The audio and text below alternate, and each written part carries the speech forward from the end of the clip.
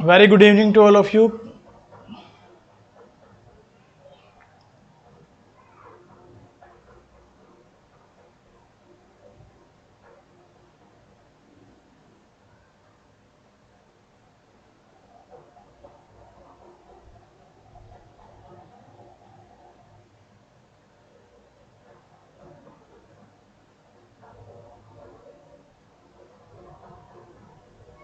विधान Rawat, good evening. कैसे हैं आप लोग?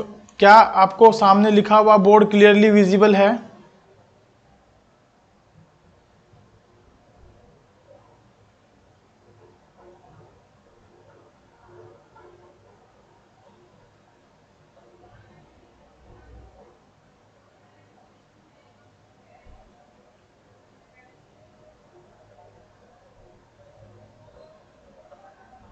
प्लीज एक बार मुझे बताएंगे, क्या आपको लिखा हुआ बोर्ड विजिबल है या मुझे लाइटनिंग ऑन करनी है और ज्यादा?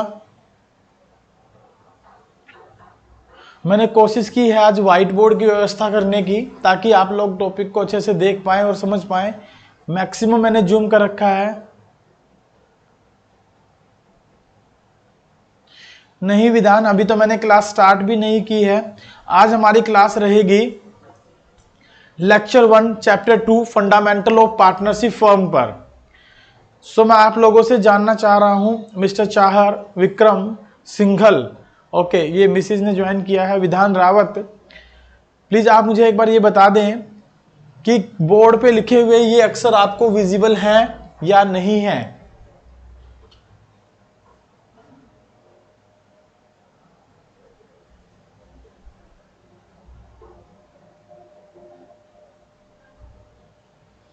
लाइट ऑन कर दीजिए। ओके, जरा देखिएगा और मुझे बताइएगा, कुछ विजिबिलिटी बढ़ी,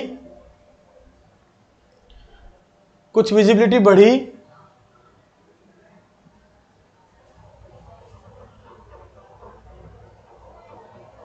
गुड इवनिंग गौरव मित्तल, कैसे हैं आप?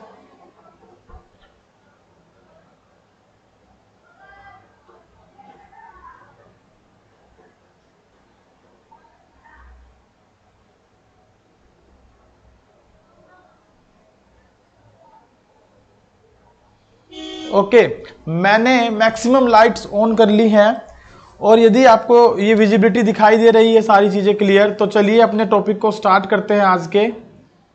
आज की क्लास के टॉपिक को स्टार्ट करते हैं।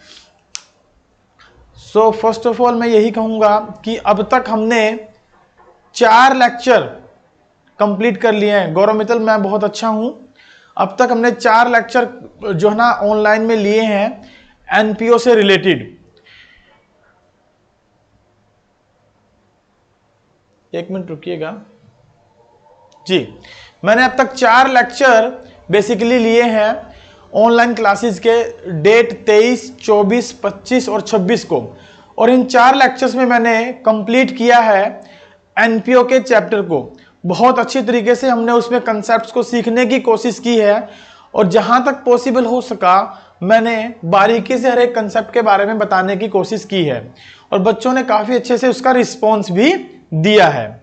चलिए, आज की हमारी क्लास का टॉपिक रहेगा lecture 1 chapter 2 fundamentals of partnership firm. Fundamentals of partnership firm पर हम लोग आज डिस्कशन करेंगे। Right, fundamental of partnership firm पर हमारा क्या रहेगा? डिस्कशन आज रहेगा। तो आज हम लोग इस चैप्टर में अगर हम बात करें तो लर्निंग ऑब्जेक्टिव में क्या कुछ रहेंगे हमारे पास, लर्निंग ऑब्जेक्टिव में क्या कुछ रहेंगे हमारे पास, आइए हम देखते हैं। हाँ श्योर विधान, इस क्लास के बाद जैसे ही हमारा आज का टॉपिक क्लियर होगा तो हम लोग बात करेंगे अपने एनपीओ के कुछ प्रॉब्लम्स पर। यदि आप लोगों की जो भी डाउट्स होंगे उन डाउट्स को हम इस क्लास के बाद क्लियर करेंगे। आज की क्लास में हमारा लर्निंग ऑब्जेक्टिव में पहला लर्निंग आउटकम रहेगा, we will discuss about the introduction part, that why the fundamental of partnership firm is to be introduced in the class 12th। हमने पार्टनरशिप फर्म को क्यों डिस्कशन करना है क्या कारण है कि पार्टनरशिप फर्म को इंट्रोडक्शन में लाया गया। सेकंड पॉइंट हमारा रहेगा meaning of partnership, right, meaning of partnership, partnership firm क्या होती है इसके मीनिंग पर हम लोग डिस्कशन करेंगे। तीसरा पॉइंट हमारा रहेगा पार्टनर्स कौन होते हैं, पार्टनर फर्म क्या है और फर्म्स नेम से हमारा क्या मतलब है, इसके बारे में हमारा डिस्कशन रहेगा। नेक्स्ट पॉइंट जो फोर्थ पॉइंट है हम लोग इस चैप्टर में डिस्कस करेंगे, that is related to features of partnership firm, features of partnership firm के बारे में डिस्कशन रहेगा।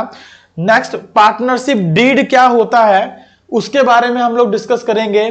देयर आफ्टर हम बात करेंगे provisions applicable in partnership firm in the absence of partnership deed, जब पार्टनरशिप डीड नहीं होता तो उस कंडीशन में पार्टनरशिप फर्म किस तरीके से जो है ना प्रोविजंस को अप्लाई करती है और पार्टनरशिप डीड के एब्सेंट में किस एक्ट के अकॉर्डिंग हम प्रोविजंस को एप्लीकेबल करके चलते हैं, राइट। अगर मैं बात करूं इस चैप्टर के वेटेज की तो नियर अबाउट ये 7 to 8 मार्क्स का चैप्टर एग्जाम में हमसे पूछा जाता है, 7 to 8 मार्क्स का चैप्टर, राइट। नेक्स्ट पॉइंट हमारा डिस्कशन का रहेगा provision in the absence of partnership firm, partnership deed के बाद types of partners, types of partners, partners के क्या क्या टाइप होते हैं, कौन कौन से पार्टनर हो सकते हैं। उसके बाद हम बात करेंगे rights and duties of partners, partners के राइट्स क्या हैं, उनकी ड्यूटीज क्या हैं। देयर आफ्टर हम बात करेंगे personal profit earned by a partner, यदि कोई पार्टनर फर्म में पर्सनली कोई प्रॉफिट कमा ले तो उसका क्या ट्रीटमेंट हम यहां पर बेसिकली करेंगे। देयर आफ्टर हम बात करेंगे preparation of profit and loss appropriation account and the difference between profit and loss account and profit and loss appropriation account, ठीक है। उसके बाद नेक्स्ट टॉपिक हमारा रहेगा partners capital account, interest on capital, interest on drawing, interest on partners loan, past adjustments and guarantee of profit to a partner. यहां पर जाकर हमारे टोटल चैप्टर्स के जो लर्निंग आउटकम्स है वो कंप्लीट हो जाएंगे और इन सारे चीजों को, इन सारे टॉपिक्स को हम एटलीस्ट 4 क्लासेस में, कम से कम 4 क्लासेस में कंप्लीट करने की कोशिश करेंगे। यदि इससे पहले कंप्लीट हो जाते हैं that is well and good, otherwise हम इनको 4 क्लासेस में तो कम से कम कंप्लीट करने की कोशिश करेंगे ही करेंगे। चलिए सबसे पहले हम बात करते हैं why the partnership firm has been introduced, partnership firm की हमें जरूरत क्यों हुई, क्यों इसको इंट्रोड्यूस कराया गया। देखिए इससे पहले जितने भी आपने ऑर्गेनाइजेशन पढ़े उन ऑर्गेनाइजेशन में सबसे पहला ऑर्गेनाइजेशन आपने पढ़ा होगा sole proprietorship, sole proprietorship, right, soul trader जिसे आप बोल देते हैं, सोल प्रोप्राइटरशिप आपने डिस्कस किया होगा +1 क्लास के अंदर कि सोल प्रोप्राइटरशिप क्या होता है। दूसरा आपने पढ़ा था पार्टनरशिप क्या होती है, ठीक है, तो हम इन दो पर ही चर्चा करेंगे। सोल प्रोप्राइटरशिप का मतलब होता है एक ऐसी फर्म जिसमें कि एक पार्टिकुलर सिंगल व्यक्ति क्या होता है, ओनर होता है और वही सारे के सारे रिस्क को बियर करके चलता है, वही सारे के सारे रिस्क को क्या करके चलता है, बियर करके चलता है। वेरी गुड ज्योति अलावत जी, स्वागत है आपका क्लास के अंदर। और क्योंकि सोल प्रोप्राइटरशिप में अकेला व्यक्ति होता है, अगर हम बात करें तो इसमें एक सिंगल ओनर होता है, वही सारे रिस्क का बियर होता है, सारे रिस्क वही बियर करता है, प्रॉफिट्स भी इवन तो वही बियर करता है, प्रॉफिट्स बियर भी वही होता है, कैपिटल भी अकेला ही व्यक्ति लगाता है, ठीक है। तो इसका मतलब जब वो ये सारे काम अकेला करता है तो उस कंडीशन में होता क्या है कि ही फील्स अलोन, वो अपने आप को अकेला महसूस करता है, राइट, वो अपने आप को क्या करता है, अकेला महसूस करता है। तो हम जब सोल प्रोप्राइटरशिप फर्म को पढ़ते हैं तो वहां पर कुछ कमियां भी हमें देखने को मिलती हैं इन पार्टिकुलर बेनिफिट्स के साथ, जैसे कि वो अकेला ओनर है, ये कमी है, रिस्क अकेला बियर करता है तो जितना भी रिस्क होगा वो अकेला ही बियर करेगा, और यदि रिस्क उसके अमाउंट से ज्यादा हो जाए तो उस कंडीशन में होगा क्या, उस कंडीशन में होगा क्या बेसिकली कि फर्म, उसका जो बिजनेस है वो बंद हो सकता है, तीसरी बात, प्रॉफिट भी अकेला बियर करता है, लेकिन रिस्क भी उसके सारे के सारे अकेले के ही हैं। कैपिटल क्योंकि अकेला लगाता है तो न्यू कैपिटल की कमी रहती है, और यदि बिजनेस को एक्सपेंड करना पड़े तो उस कंडीशन में बिजनेस एक्सपेंड नहीं किया जा सकता सोल प्रोप्राइटर के केस में। तीसरी बात, डिसीजन वो अकेला लेता है, और आपको पता ही है कि अगर एक अकेला व्यक्ति कोई पार्टिकुलर डिसीजन लेता है तो वैसे तो वो बहुत ही स्ट्रिक्ट डिसीजन होते हैं, लेकिन हमने ये भी पढ़ा है कि 1 और 1 11 होते हैं। यदि एक से ज्यादा व्यक्ति आपस में मिल जाएं तो उनकी पावर्स बढ़ जाती है, उनका रिस्क बियर करने की ताकत बढ़ जाती है, उनके जो वो डिसीजन लेते हैं that decision becomes a scientific decision, क्योंकि आपस में वो सोच समझकर डिसीजन लेते हैं। तो इन सब कमियों को देखते हुए हमने पार्टनरशिप फर्म को इंट्रोड्यूस किया और पार्टनरशिप फर्म के बारे में डिस्कशन करने के बारे में सोचा। अब हम बात ये करते हैं कि पार्टनरशिप फर्म का एक्चुअल में मीनिंग होता क्या है, पार्टनरशिप का क्या मतलब होता है। तो मैं आपको सिंपली कहूंगा, जब भी एक पार्टनरशिप फर्म के अंदर मैं इसको रब कर देता हूं, जब भी एक पार्टनरशिप फर्म की बात की जाती है या पार्टनरशिप की बात की जाती है तो उसमें हम कुछ बातों का ध्यान रखते हैं, जैसे कम से कम 2 व्यक्ति या 2 से ज्यादा, एटलीस्ट 2 और मोर देन 2, 2 या 2 से ज्यादा व्यक्ति मिलकर जब भी किसी पार्टिकुलर बिजनेस को स्टार्ट करते हैं, वो बिजनेस क्या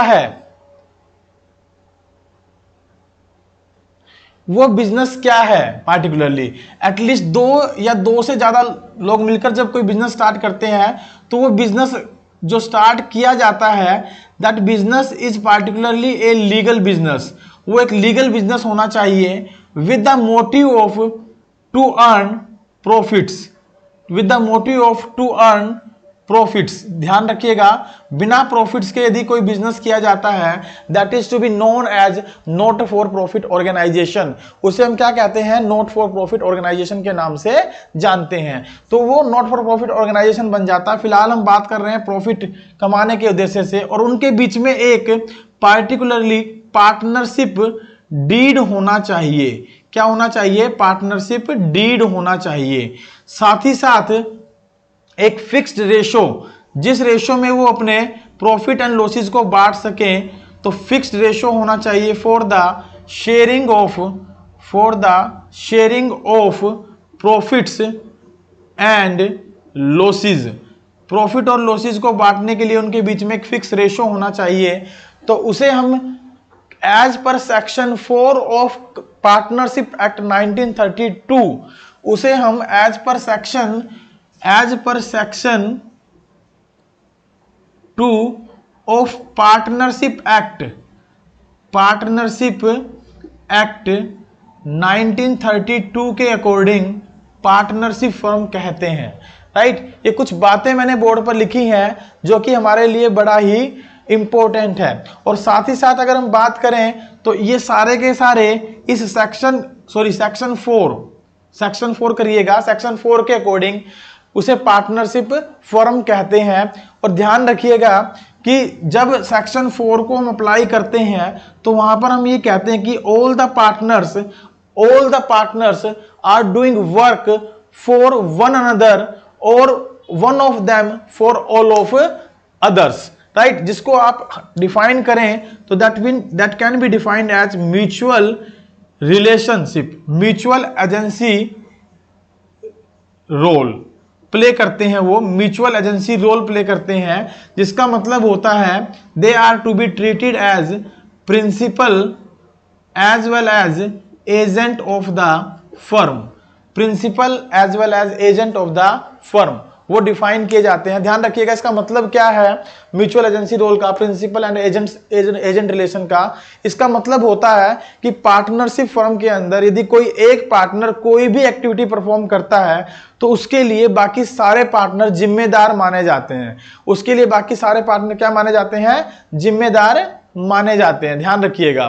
तो हम अगर बात करें इसकी डेफिनेशन के बारे में तो सिंपली हम इसको डिफाइन करते हैं, partnership is basically a relation between persons who have agreed to share the profits of a business carried on by all or any of them acting for all, right? कि partnership एक as per section 4 के according है क्या? Partnership का मतलब होता है कोई भी बिजनेस जो कि कम से कम दो व्यक्ति आपस में मिलकर स्टार्ट करते हैं with the agreed ratio of sharing profit and losses of the business, जो कि बिजनेस कैरी किया जाता है by all or any of them acting for all।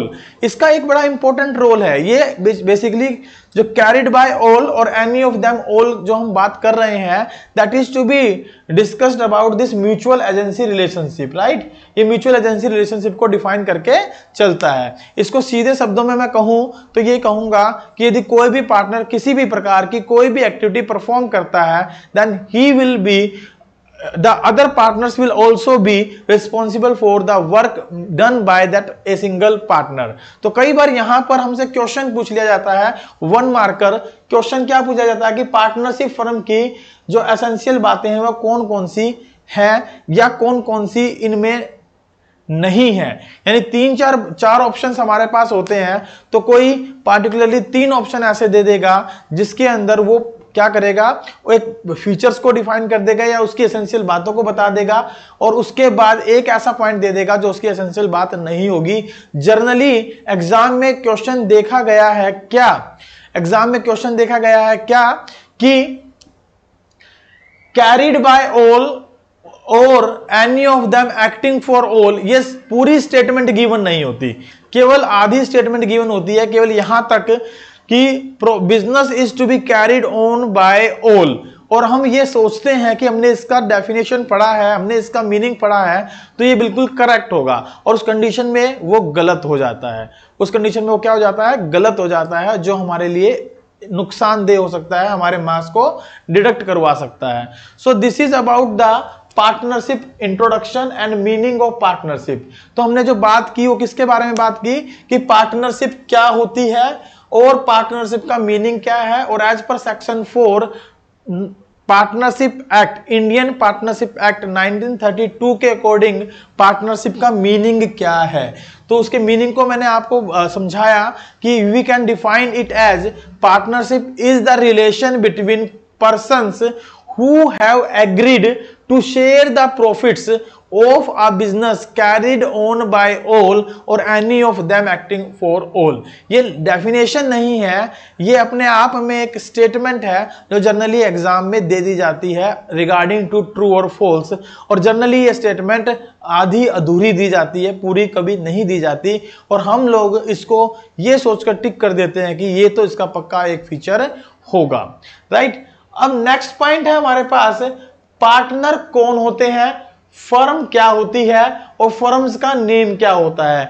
तो माय डियर स्टूडेंट्स ध्यान देंगे मेरी बात पर कि जब पार्टनर, यहां पर पार्टनर से मतलब है उन पर्सन से जो कि मिलकर एक बिजनेस को चलाने के लिए सहमत होते हैं। The person who have been agreed over to carry a business, those persons are to be known as partners. उन पर्सन्स को हम यहां पर किस नाम से बुलाते हैं, पार्टनर्स के नाम से बुलाते हैं। And what is firm, under the collection of various partners, right? जो अलग अलग पार्टनर्स होते हैं, अलग अलग पर्सन्स होते हैं, उनका कलेक्शन जो होता है that is to be known as firm. मेरी बात पर ध्यान दीजिएगा, मैं क्या कहना चाहता हूं, मैं ये कहना चाहता हूं कि पार्टनर क्या होता है और पार्टनरशिप फर्म क्या है और फर्म का नेम क्या है, इन 3 बातों पर ध्यान दीजिएगा। 1 मार्कर क्वेश्चन आपसे पूछ लिया जाता है, जब बात की जाती है पार्टनर की, तो पार्टनर का मतलब है the person who has been agreed to carry और ए पार्टिकुलर लीगल बिजनेस, जो एक लीगल बिजनेस को चलाने के लिए सहमत हुए हैं, those are to be known as partner, उनको हम पार्टनर के नाम से बुलाते हैं। सेकंड बात पर ध्यान दीजिएगा, सेकंड पॉइंट है फर्म। फर्म क्या होती है, फर्म क्या होती है? कलेक्शन, कलेक्टिवली आप कहें, collectively partners are called firm. Collectively partners को हम क्या कहते हैं? कॉल्ड एज फर्म, उसे हम फर्म के नाम से बुलाते हैं, राइट। कलेक्टिवली पार्टनर्स को फर्म कहा जाता है। And the name under which they run the business that is to be known as firm's name. Firm's name क्या होता है? फर्म का नेम क्या होता है? Under the name they run the business, they run the business is known as firm's name. Hope so ये तीनों बातें आपको समझ में आ गई होंगी कि पार्टनर कौन होते हैं, पार्टनरशिप फर्म क्या है, और पार्टनर्स फर्म नेम किसे हम बोलते हैं, फर्म्स नेम किसे कहा जाता है। सो this is the important question here again also 1 for 1 marker. एक नंबर के क्वेश्चन में आपसे ये पूछ लिया जाता है बेसिकली कि भाई पार्टनर्स के बारे में बताइए कि पार्टनर कौन होते हैं, डिफाइन द फर्म, फर्म को डिफाइन करिए, और कई बार ये भी पूछ लिया जाता है define the firms name, firm name को बताइए। तो मैं आपको यही बात कहना चाहूंगा कि पार्टनर, फर्म और फर्म्स नेम को आप अच्छे से समझ लें, कई बार ये एक नंबर के क्वेश्चन में पूछ लिया जाता है। आइए, ये तो हुआ हमारा तीसरा पॉइंट जो कि हमने डिस्कस किया। After the meaning of partnership we have discussed about partner कौन होते हैं, फर्म क्या है, फर्म नेम क्या है। आइए अब चर्चा करेंगे फीचर्स ऑफ पार्टनरशिप फर्म पर। पार्टनरशिप फर्म की फीचर्स क्या होती हैं, राइट। पार्टनरशिप फर्म की फीचर्स क्या होती हैं, इनके बारे में हम लोग बात करेंगे। तो पार्टनरशिप फर्म की फीचर्स के बारे में मैं बात करूं तो 1 by 1 हम इसकी फीचर देखेंगे। पहली फीचर है फीचर्स ऑफ पार्टनरशिप फर्म। हम बात कर रहे हैं फीचर्स, या आप इन्हें बोल सकते हैं एलिमेंट्स, या आप बोल सकते हैं नेचर, या आप बोल सकते हैं characteristics, characteristics of partnership firm, characteristics of partnership firm. ठीक है, इसके बारे में हम लोग बेसिकली यहां पर बात करते हैं। तो पहली फीचर क्या है, आइए डिस्कस करते हैं। फर्स्ट फीचर है एटलीस्ट 2 पर्सन्स की रिक्वायरमेंट होती है। ठीक है, 2 और मोर देन 2 और मोर पर्सन्स। ठीक है, 2 और मोर पर्सन्स की रिक्वायरमेंट होती है किसी भी बिजनेस को चलाने के लिए, जो कि एक nature in nature partnership firm कहलाती है।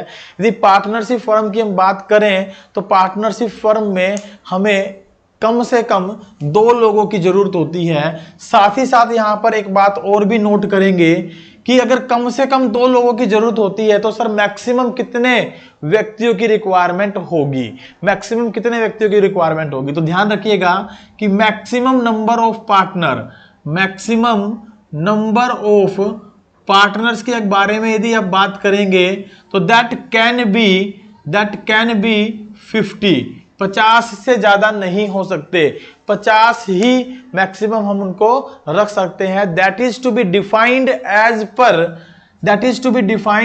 पर कंपनीज एक्ट। ध्यान रखिएगा, कंपनीज एक्ट के अकॉर्डिंगली ये डिफाइन किए गए हैं 2013 सेक्शन 464, सॉरी आर्टिकल 464।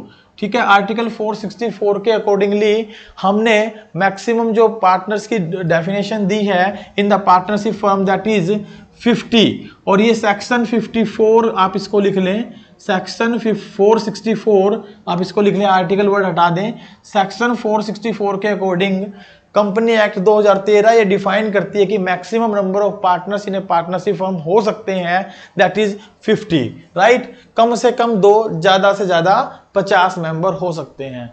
तो यहां पर यदि आपसे क्वेश्चन ये पूछ लिया जाए कि एक पार्टनरशिप फर्म है जिसमें 50 मेंबर्स हैं and they want to admit mister Vikram as a new partner, तो whether they can admit mister Vikram as a new partner और नॉट, तो बताइए क्या वो उसको एडमिट कर सकते हैं या एडमिट नहीं कर सकते हैं। This is the question for you.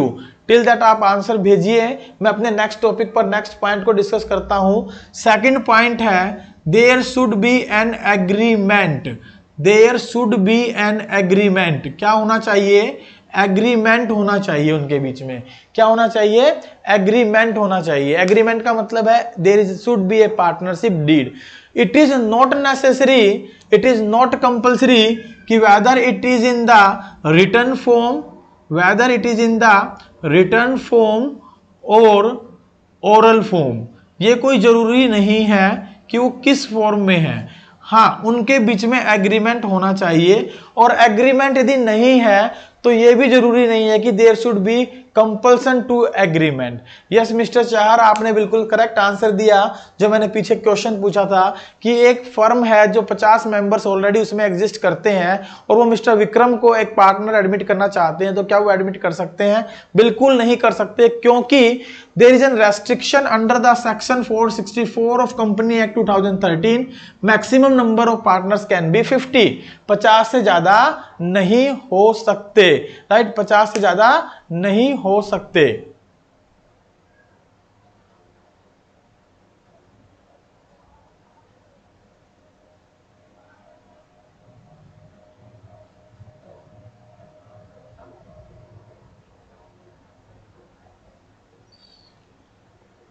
चलिए नेक्स्ट पॉइंट पर डिस्कशन करते हैं हम लोग। नेक्स्ट पॉइंट है हमारा, हाँ मैं बात कर रहा था एग्रीमेंट के बारे में। तो एग्रीमेंट, बेसिकली एग्रीमेंट के बारे में यदि आप डिस्कशन करें तो एग्रीमेंट के बारे में एक ही बात सोचेंगे, एक ही बात डिस्कस करेंगे। क्या पार्टिकुलरली क्या बात आप इसके बारे में डिस्कस करेंगे? दैट इज रिगार्डिंग टू कि ये रिटर्न या ओरल किसी में भी हो सकता है। इट इज नॉट नेसेसरी कि ये रिटर्न में होना चाहिए या ओरल में होना चाहिए। हाँ, यहां पर एक बात आप जरूर ध्यान देंगे, if it is in the return form, if it is in the return form it will helps to solve out, it will helps to solve out. किस चीज को सोल आउट करने में आपकी मदद करेंगे? Solve out conflicts among the partners, conflicts among the partners, right? जो partners के बीच में झगड़े होते हैं या मनमुटाव बनते हैं, उनको सोल्व आउट करने में रिटर्न एग्रीमेंट आपकी काफी मदद करता है। तो it should be in return form. ये किस में होना चाहिए? रिटर्न फॉर्म में होना चाहिए। ये एक एडवाइजेबल है, right? It is advisable, it should be in return form. अगर ये रिटर्न फॉर्म में नहीं है तो ओरल फॉर्म में भी चलेगा, और अगर ये रिटर्न या ओरल दोनों में नहीं है तो कोई बात नहीं है। उस कंडीशन में हम अपना नेक्स्ट टॉपिक जब पढ़ेंगे कि provisions applicable in the absence of partnership deed क्या होते हैं, तो उस पर चर्चा करेंगे। हाँ, मैं यहां बता दूं आपको कि एग्रीमेंट को आप पार्टनरशिप डीड बोलते हैं या आर्टिकल ऑफ पार्टनरशिप के नाम से भी जाना जाता है। आर्टिकल ऑफ पार्टनरशिप के नाम से भी इसे हम लोग बुलाते हैं। ठीक है, याद रखिएगा, आर्टिकल ऑफ पार्टनरशिप के नाम से भी इसे हम जानते हैं। कई बार एक नंबर के क्वेश्चन में आपसे ये बातें पूछ ली जाती हैं, राइट? कई बार एक नंबर के क्वेश्चन में आपसे ये बातें पूछ ली जाती हैं कि बताइए आर्टिकल ऑफ पार्टनरशिप डीड क्या है या आर्टिकल ऑफ पार्टनरशिप क्या है। तो उस कंडीशन के अंदर article of partnership partnership deed का दूसरा नाम है या एग्रीमेंट का दूसरा नाम है, आप कह सकते हैं। चलिए नेक्स्ट पॉइंट पर चलते हैं। नेक्स्ट पॉइंट है हमारा, there should be existence, there should be existence of profit motive. ध्यान रखिएगा, कोई भी बिजनेस आप करते हैं तो वहां पर बेसिकली प्रॉफिट मोटिव का होना बहुत जरूरी है। यदि प्रॉफिट मोटिव नहीं है, यदि प्रॉफिट मोटिव नहीं है किसी बिजनेस का, तो you will not say that is a particularly business. क्योंकि बिजनेस के केस में हम उसे ही बिजनेस बोलते हैं जहां पर objective to earn the profit होता है। बिना प्रॉफिट के कमाने वाली संस्थाओं को हमने लेक्चर 1, 2, 3, 4 में देखा था, एनपीओज बोलते हैं, नॉट फॉर प्रॉफिट ऑर्गेनाइजेशन बोलते हैं, जो प्रॉफिट कमाने के उद्देश्य से काम नहीं करती। तो existence of business as well as profit motive होना जरूरी है। यानी किसी भी बिजनेस के लिए प्रॉफिट मोटिव होना जरूरी है, और प्रॉफिट मोटिव यदि होगा then only you will say that that is a kind of business, और वो बिजनेस माना जाएगा।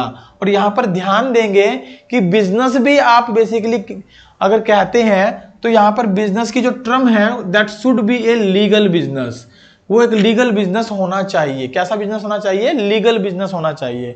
लीगल बिजनेस का मतलब है कि ऐसा बिजनेस जिसमें चोरी चकारी ना की जाए, जिसमें किसी प्रकार का कोई पार्टिकुलरली स्मगलिंग ना हो, या किसी प्रकार का कोई मर्डर ना हो, या पार्टिकुलरली प्रॉफिट कमाना उद्देश्य तो है लेकिन वो टेम्परेरी है, उसके बाद वो खत्म हो जाएगा उनके बीच के संबंध। ऐसा बिजनेस नहीं माना जाएगा, ऐसी पार्टनरशिप बिजनेस हम नहीं कहेंगे। लीगल का मतलब जो कानूनी नजर में बिल्कुल सही हो, बिल्कुल एक्यूरेट हो और कानून उसको परमिशन देता हो, उसे हम क्या कहेंगे?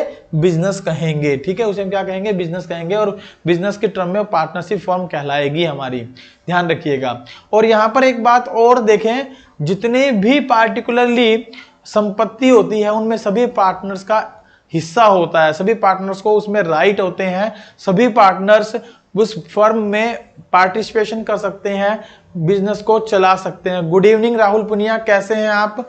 अच्छा लगा आपको देखकर। चलिए यहां पर एक बात ध्यान रखिएगा, यदि कोई ज्वाइंट ओनरशिप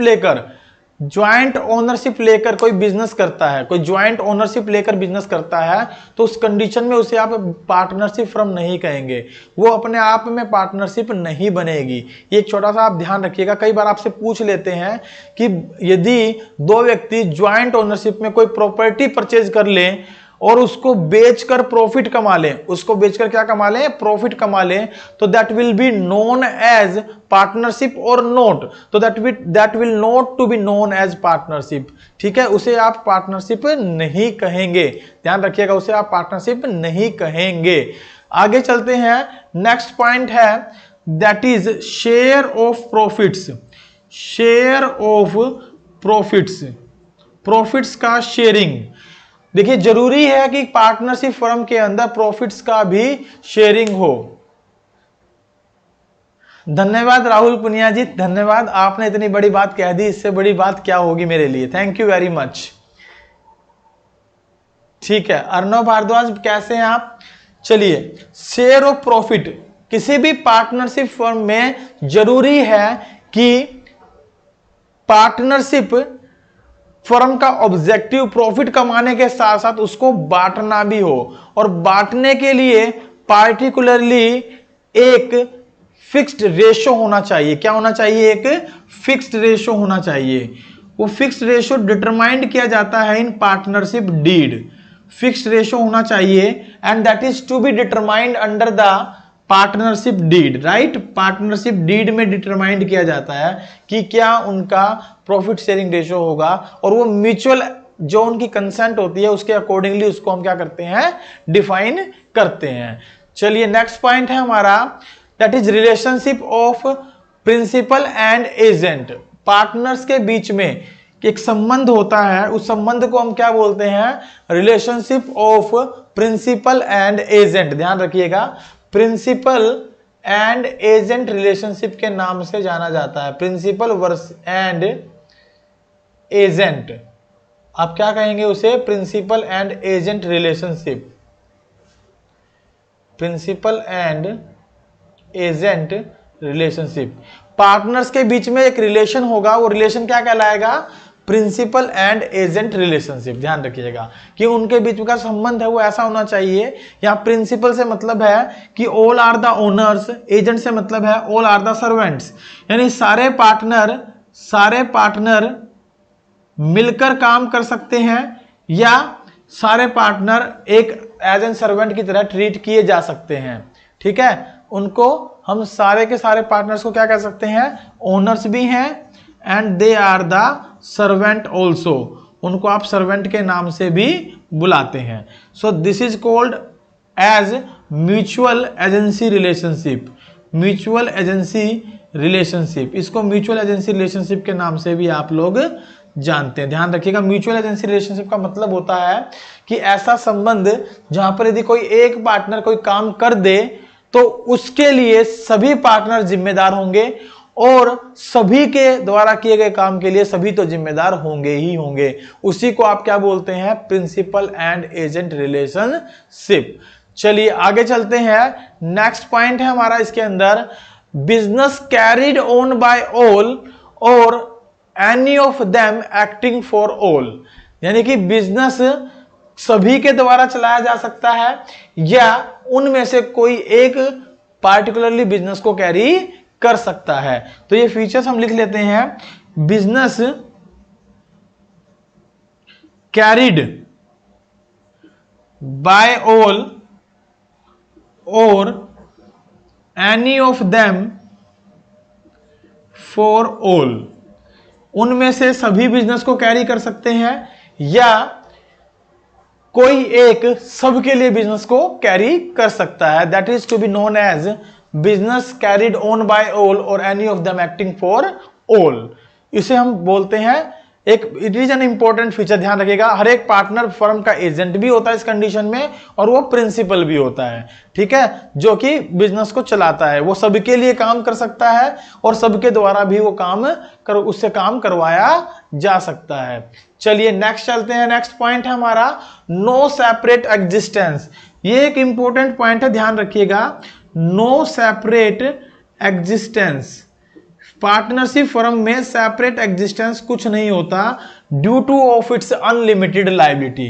तो इसकी फीचर में आप ये बात ध्यान रखिएगा कि इनकी लायबिलिटी जो होती है वो अनलिमिटेड लायबिलिटी होती है। उसकी वजह से हम ये कहते हैं कि there is no separate existence.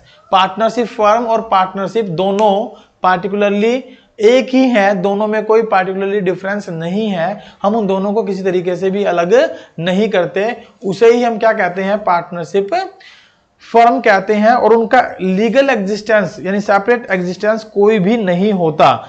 यहां पर एक बात और ध्यान दीजिएगा, कई बार बात हमसे ये भी पूछ ली जाती है, whether a minor can be a partner in the partnership firm और नॉट। एक माइनर को पार्टनरशिप फर्म में पार्टनर बनाया जा सकता है या नहीं बनाया जा सकता। एक बात, minor can be a partner in the firm और नॉट। आंसर दीजिएगा कि क्या एक माइनर पार्टनरशिप फर्म में पार्टनर हो सकता है। यस, वो पार्टनरशिप फर्म में पार्टनर हो सकता है, बट ओनली फॉर प्रॉफिट्स, अब मेरा दूसरा क्वेश्चन इससे रिलेटेड है, ध्यान रखिएगा।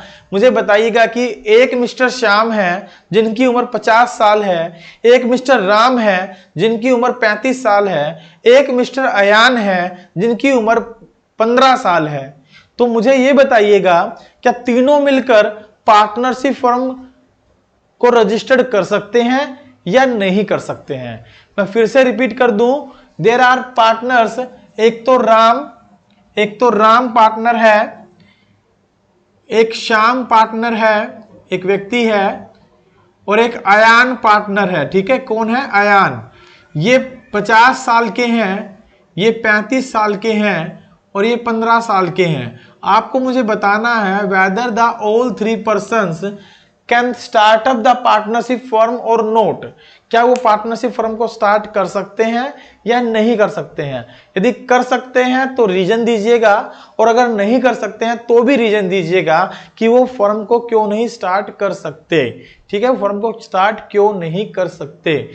तो मैं यहां पर आपके आंसर का वेट कर रहा हूं राम, श्याम और अयान के केस में। चलिए इतने हम लोग नेक्स्ट पॉइंट पर डिस्कशन करते हैं। राहुल पुनिया ने आंसर दे दिया है कि नहीं, वो पार्टनरशिप फर्म को स्टार्टअप नहीं कर सकते। सो राहुल पुनिया, मैं आपसे ये भी जानना चाहूंगा why they can not startup the partnership firm, जबकि हमें पता है कम से कम 2 और उससे ज्यादा व्यक्ति मिलकर पार्टनरशिप फर्म को स्टार्ट कर सकते हैं। तो यहां पर हमारे पास राम, श्याम और अयान 3 व्यक्ति हैं। क्या तीनों मिलकर पार्टनरशिप फर्म को स्टार्ट नहीं कर सकते? क्या ये 2 से ज्यादा नहीं है? और अगर ये नहीं कर सकते तो पार्टिकुलर रीजन आप मुझे सेंड करेंगे। चलिए नेक्स्ट पॉइंट पर हम डिस्कशन करते हैं, और नेक्स्ट पॉइंट पर डिस्कशन करने से पहले कुछ मैं फैक्ट्स आप लोगों के साथ डिस्कस करना चाहूंगा। वो फैक्ट्स आप चाहें तो नोट कर लें और चाहें तो आप लोग सुन लें। ठीक है, वो फैक्ट्स क्या हैं मैं डिस्कस करूंगा। उससे पहले इसका एक बार स्क्रीनशॉट ले लें ताकि आप आसानी से बाद में इसको देख सकें, और साथ ही साथ इसे टेलीग्राम चैनल पर शेयर करना ना भूलें। जो बच्चे क्लासेस में नहीं हैं और जो क्लास अभी तक जिन्होंने स्टार्टअप नहीं किया ज्वाइन करना, वो स्टार्ट कर सकें। बहुत बढ़िया राहुल पुनिया, बहुत अच्छे। आप इसका स्क्रीनशॉट ले लें ताकि आप इस क्लास को शेयर कर सकें। ये वाले पोर्शन का लीजिएगा। बिल्कुल। चलिए राहुल पुनिया ने आंसर दे ही दिया, तो इस टॉपिक को, इस क्वेश्चन को यहीं पर खत्म करते हुए आगे बढ़ेंगे हम लोग। बिल्कुल, अयान जो है वो एक माइनर पर्सन है। कैसा व्यक्ति है? माइनर पर्सन है, माइनर। तो वो माइनर के केस में ये कॉन्ट्रैक्ट करने के लिए एलिजिबल नहीं है, जबकि आपको पता होना चाहिए कि partnership firm comes under into existence with a contract, और कॉन्ट्रैक्ट करने के लिए एलिजिबिलिटी क्या है? He should be a major, वो एक मेजर होना चाहिए। मेजर मीन्स 18 और अबव, 18 और अबव, 18 या 18 साल से ज्यादा का होना चाहिए। Then only he can contract, he can start up the partnership firm with Ram Shyam, तभी वो राम और श्याम के साथ पार्टनरशिप फर्म को स्टार्ट कर सकता है, अदरवाइज वो पार्टनरशिप फर्म को स्टार्ट नहीं कर सकता। बहुत बढ़िया राहुल पुनिया, बिल्कुल एक्सपेक्टेड आंसर था, मुझे पता था आप इसका आंसर देंगे, और मैं जानना चाहता था कि आप इसका आंसर देना चाहते हैं या नहीं, और आपने आंसर दे दिया। बहुत बहुत बढ़िया। चलिए मैं इस पॉइंट्स को यहां से क्लियर कर रहा हूं, और अब हम बात करेंगे कुछ फैक्ट्स के बारे में जो रिलेटेड टू होंगे पार्टनरशिप फर्म, और हमसे उनमें से एक एक नंबर के क्वेश्चन जनरली पूछ लिए जाते हैं, राइट। एक एक नंबर के क्वेश्चन हमसे उनमें पूछ लिए जाते हैं। आप उन फैक्ट्स को सुन ले या नोट कर लें, राइट, सुन ले या नोट कर लें। मैं उनको लिखते हुए चलूंगा, आप उनको सुनते हुए चलेंगे और नोट करते हुए चलेंगे। सबसे पहला पॉइंट आप नोट करेंगे, that is going concern concept is totally ignored by partnership firm. Going concern concept is totally ignored by partnership firm. Going concern concept is totally ignored by partnership firm. ध्यान रखिएगा, going concern concept को ये ignore करता है। क्यों ignore करता है? क्या रीजन है? देखिए, आपको पता होना चाहिए गोइंग कंसर्न कंसेप्ट का मतलब होता है कि फर्म को एक लंबे समय तक हम कंटिन्यू करेंगे, जब तक बिजनेस प्रॉफिट कमाता रहता है हम बिजनेस को चलाते रहते हैं। और गोइंग कंसर्न का मतलब होता है कि कोई भी व्यक्ति बिजनेस को जो है नियर फ्यूचर में क्लोज नहीं करना चाहता, लेकिन पार्टनरशिप जो होती है वो कुछ लिमिटेड पीरियड की भी होती हैं, 5 साल, 7 साल, 10 साल, है ना। तो उस 5-6 साल का टाइम पीरियड जब कंप्लीट हो जाता है तो उसके बाद हमें उसे बंद करना होता है। दैट्स वाई हम कहते हैं कि ये गोइंग कंसर्न कंसेप्ट को फॉलो नहीं करता, टोटली इग्नोर करके चलता है। दूसरा पॉइंट लिखेंगे कि पार्टनरशिप फर्म जो होती है, पार्टनरशिप फर्म जो होती है, that is not required, that is not required, that is not required. क्या जरूरी नहीं है इनको? From the legal point of view, from the legal point of view, legal point of view से क्या जरूरी नहीं है? लीगल पॉइंट ऑफ व्यू से क्या जरूरी नहीं है? To publish their reports, right. उनको अपनी रिपोर्ट्स पब्लिश करने के लिए लीगल पॉइंट जो है कंपल्सन नहीं करता, यानी वो अपने रिपोर्ट्स को, अपने अकाउंट्स को, अपने डाटाज को पब्लिकली शो करें, ऐसा कोई जरूरी नहीं है, ऐसा कोई जरूरी नहीं है। नेक्स्ट पॉइंट आप इसमें नोट करेंगे, it is not compulsory for all the partners that they will contribute capital, right. Not necessary, not compulsory आप लिख लें, not compulsory that all the partners, that all the partners will contribute capital into firm, capital into firm। ये कोई जरूरी नहीं है कि सारे पार्टनर फर्म में कैपिटल का इंट्रोडक्शन करें, कैपिटल बिजनेस में लगाएं, ऐसा कोई कंपल्सन नहीं है। नेक्स्ट पॉइंट लिख लें कि हमारा जो पार्टनरशिप एक्ट है, हमारा जो पार्टनरशिप एक्ट है, दैट इज 1932, पार्टनरशिप एक्ट 1932, वो साइलेंट है, वो साइलेंट है in the case of, in the case of maximum number of partners in a firm, maximum number of members और partners in a firm, partnership firm, partnership firm में maximum number of partners कितने होंगे, उसके लिए 1932 partnership act हमें कुछ नहीं बताता, वो बिल्कुल साइलेंट है उस केस में, उसकी हमें कोई रिक्वायरमेंट नहीं है, यानी वो उसके बारे में कोई इंफॉर्मेशन हमें नहीं देता। नेक्स्ट पॉइंट लिखेंगे, जो मैक्सिमम नंबर ऑफ पार्टनर्स होते हैं एक फर्म के अंदर, वो एज पर सेक्शन 464 के अकॉर्डिंग कंपनी एक्ट 2013 के द्वारा डिसाइड किए गए हैं कि 50 हो सकते हैं। कितने हो सकते हैं? 50 हो सकते हैं। लेकिन यदि सेंट्रल गवर्नमेंट चाहे तो with the empowers of central government, तो prescribe number of member can be up to 100 as per rule 10 of the companies miscellaneous rule 2014। हाँ, अगर with the empowerment of CG that is central government, अगर चाहे तो ये maximum number of partners can be 100 as per rule 10 of companies miscellaneous rule 2014। ठीक है, miscellaneous rule 2014 जो हमारा कंपनीज मिसलेनियस रूल है 2014, उसके अकॉर्डिंगली ये लिमिट जो है वो 100 तक इंक्रीज की जा सकती है। मैक्सिमम नंबर ऑफ पार्टनर्स की लिमिट 100 हो सकती है, अदरवाइज 50 मेंबर्स मैक्सिमम होते हैं। यदि एग्जाम में क्वेश्चन आता है that how much or how many maximum numbers are there in partnership firm, then only you will answer about it 50 will be the correct answer। but अगर ऐसा लिखा आता है as per rule 10 of miscellaneous companies rule 2014 कि maximum number of partner कितने होते हैं, then only you will reply about the 100 members। ठीक है, नेक्स्ट पॉइंट लिखिएगा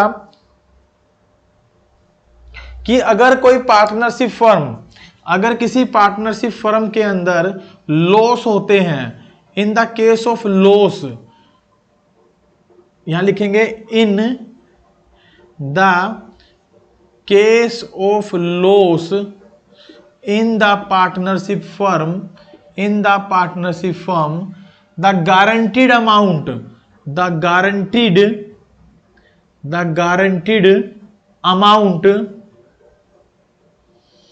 will be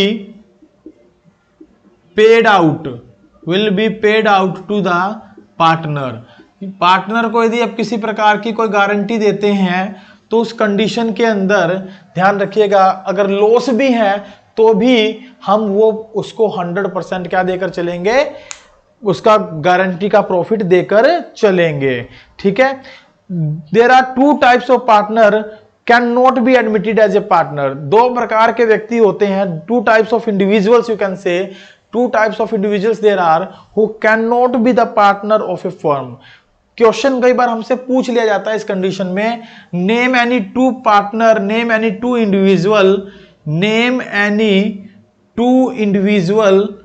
individuals who can't be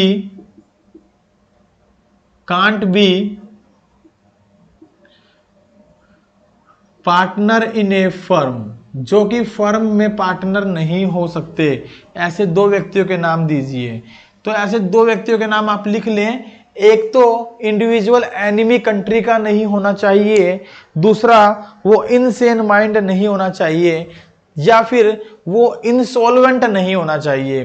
ठीक है, 2 बातें आप लिख लें कि एक तो वो इनसेन माइंड नहीं होना चाहिए, इनसेन माइंड का मतलब होता है कि दिमाग से अपंग, और दूसरा वो इंसॉल्वेंट नहीं होना चाहिए। क्या नहीं होना चाहिए? इंसॉल्वेंट नहीं होना चाहिए। साथ ही साथ आप नोट कर सकते हैं कि वो एनिमी कंट्री का भी नहीं होना चाहिए, तो उसे भी हम लोग पार्टनरशिप फर्म में पार्टनर नहीं बना सकते। राइट, इसके बाद नेक्स्ट है कि जो पार्टनर्स की कैपिटल अकाउंट होते हैं वो बेसिकली हमें पता है, हम पढ़ेंगे आगे चलकर, लेकिन आप नोट करें इंपॉर्टेंट पॉइंट में कि जो पार्टनर्स के कैपिटल अकाउंट होते हैं, पार्टनर्स की जो कैपिटल होती है वो in case of fluctuating capital, हम इसके बारे में पढ़ेंगे कि क्या होती है फ्लैक्चुएटिंग कैपिटल। फिलहाल आप नोट करेंगे फ्लैक्चुएटिंग कैपिटल के केस में नेगेटिव बैलेंस भी शो कर सकती है, नेगेटिव बैलेंस भी शो कर सकती है, ठीक है, शो करती है। और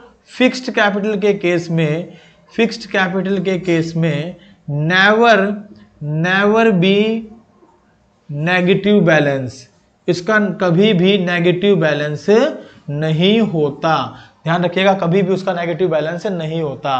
प्लीज आप इसका स्क्रीनशॉट ले लें, और आपने नोट कर लिए तो बहुत ही अच्छी बात है, इसका स्क्रीनशॉट ले लें ताकि आपको बाद में ये यूजफुल रहे, बाद में इसको आप समझ सकें, पढ़कर देख सकें। चलिए हम अपने नेक्स्ट टॉपिक पर चलते हैं, and next topic is partnership deed. Partnership deed क्या होता है, आइए इसके बारे में डिस्कशन करेंगे। वैसे मैंने इसकी फीचर्स में इसके बारे में डिस्कशन किया था, लेकिन फिर भी इसको इंडिविजुअली पढ़ना जरूरी है, क्योंकि ये एक बहुत ही इंपॉर्टेंट डॉक्यूमेंट होता है किसी भी ऑर्गेनाइजेशन का, ठीक है, किसी भी ऑर्गेनाइजेशन का एक बहुत ही इंपॉर्टेंट डॉक्यूमेंट होता है, ध्यान रखिएगा। चलिए, बिल्कुल मैंने साफ कर लिया है बोर्ड को, होप सो कि आपको स्क्रीन बिल्कुल क्लियर है, आज कोई दिक्कत नहीं है। प्लीज एक बार रिप्लाई करेंगे कि जो मैं अब तक पढ़ा रहा हूं आपको समझ में आ रहा है या नहीं आ रहा है। प्लीज एक बार रिप्लाई करें कि जो पार्टिसिपेंट्स ज्वाइंड है whether they are able to understand what I am teaching to them और नॉट। अगर उनको चीजें समझ में आ रही हैं तो बहुत ही अच्छी बात है, और नहीं समझ में आ रही हैं तो हम उनको कोशिश करेंगे मैक्सिमम चीजें क्लियर करने की।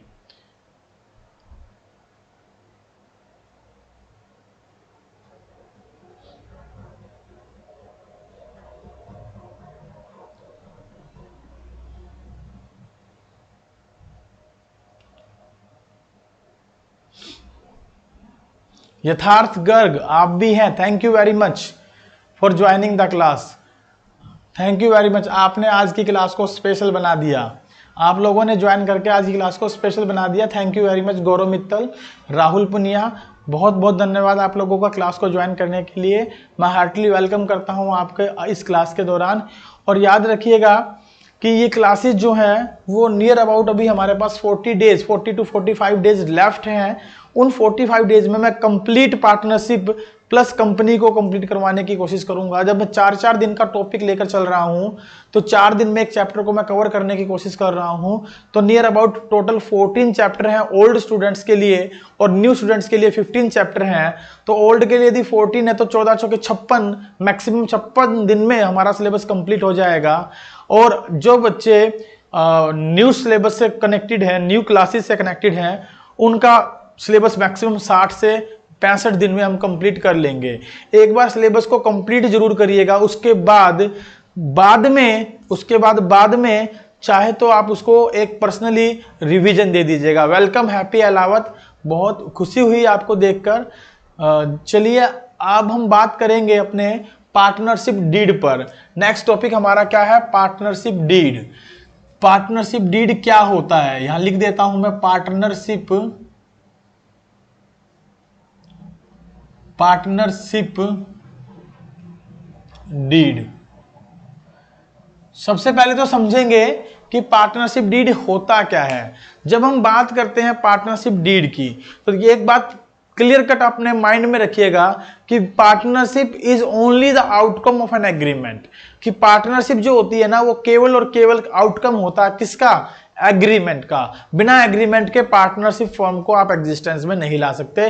तो इसलिए बहुत जरूरी है कि देयर शुड बी और there must be some terms and condition that are required to carry on the business, जिसके ऊपर पार्टनर्स एग्री करें बिजनेस को चलाने के लिए। यानी ऐसी टर्म एंड कंडीशन होनी चाहिए बिजनेस के अंदर जिस पर बिजनेस में जो पार्टनर है वो क्या करें, एग्री करें उसको कंटिन्यू करने के लिए। और सच टर्म्स एंड कंडीशन जो होती हैं वो ओरल में भी हो सकती हैं और वो रिटर्न में भी हो सकती हैं, but law does not make it compulsory to have a written agreement. लेकिन कानून ये आपको परमिशन नहीं देता, या कानून आपके ऊपर ये रेस्ट्रिक्शन नहीं लगाता कि it should be in written form only. मैं क्या कहना चाहता हूं, मैं पॉइंटों में इस बात को क्लियर करूंगा। पहला पॉइंट कि पार्टनरशिप जो होती है आपकी, पार्टनरशिप जो होती है दैट इज एन आउटकम, वो क्या है, आउटकम है किसका, एन एग्रीमेंट का। ठीक है, एन एग्रीमेंट का। बिना एग्रीमेंट के कोई भी पार्टनरशिप एग्जिस्टेंस में नहीं आ सकती, एग्रीमेंट उनमें होना चाहिए ना। दूसरी बात जो मैंने रखी, that is agreement can be oral और रिटन। एग्रीमेंट कैसा भी हो सकता है, ओरल और रिटन। और उस ओरल और रिटन एग्रीमेंट में क्या होती हैं, terms and conditions. Terms and conditions क्या होती हैं, टर्म्स एंड कंडीशन। ये जो टर्म्स एंड कंडीशन होती हैं, इन्हीं से हमारा क्या बनता है, एग्रीमेंट बनता है। इन्हीं से हमारा क्या बनता है, एग्रीमेंट बनता है। तो एग्रीमेंट में टर्म्स एंड कंडीशन होती हैं जो कि पार्टिकुलरली किसी बिजनेस को इफेक्टिवली और एफिशिएंटली रन करने के लिए जरूरी होती हैं। बिजनेस को इफेक्टिवली एंड एफिशिएंटली रन करवाने के लिए बहुत जरूरी होती हैं। ठीक है, रन करवाने के लिए बहुत ही जरूरी होती हैं, ध्यान रखिएगा। और साथ ही साथ एक बात और भी ध्यान रखिएगा कि जो लॉ है, जो कानून है, वो किसी प्रकार की कोई रेस्ट्रिक्शन नहीं डालता। There is no compulsion, there is no compulsion that agreement must be in written. ऐसा कोई कंपल्सन नहीं है कि एग्रीमेंट किस में हो, रिटन में हो। एग्रीमेंट किस में हो, रिटन में हो, ऐसा कोई कंपल्सन नहीं है, ध्यान रखिएगा। ये ओरल या रिटन दोनों में हो सकता है, लेकिन ये एडवाइजेबल है। क्या ये एडवाइजेबल है, एडवाइजेबल है दैट पार्टनरशिप डीड और एग्रीमेंट और article of partnership, article of partnership must be in written, written में होना चाहिए। Now why it should be written और why it should be advisable that it should be in written form, because of कि जो conflicts होते हैं ना partners में, क्या होते हैं, कन्फ्लिक्ट्स होते हैं। तो वो कन्फ्लिक्ट्स को केवल और केवल रिटन पार्टनरशिप डीड ही सोल्व कर सकता है। ओरल पार्टनरशिप में बातें गोलमोल हो जाती हैं। ओरल पार्टनरशिप में बातें क्या हो जाती हैं, गोलमोल हो जाती हैं, क्योंकि रिटन का कोई प्रूफ नहीं होता। और अगर ये रिटन में है तो we can present partnership deed as a proof in the court. इसे आप कोर्ट में एक प्रूफ के तौर पर क्या कर सकते हैं, प्रेजेंट कर सकते हैं। ध्यान रखिएगा, एक प्रूफ के तौर पर कोर्ट में क्या कर सकते हैं, प्रेजेंट कर सकते हैं। इसलिए it should be in the written form, इसलिए ये कहा जाता है कि ये रिटन फॉर्म में होना चाहिए। अब हम बात करेंगे कि पार्टनरशिप जो डीड होता है उसके इंपॉर्टेंट एलिमेंट्स क्या हैं। तो टिल दैट आप इसका एक स्क्रीनशॉट ले लें, उसके बाद हम बात करेंगे कि इसके पार्टिकुलरली कंटेंट क्या है या एलिमेंट क्या है। तो स्क्रीनशॉट ले ले तो एक बार यस का मैसेज छोड़ दीजिएगा।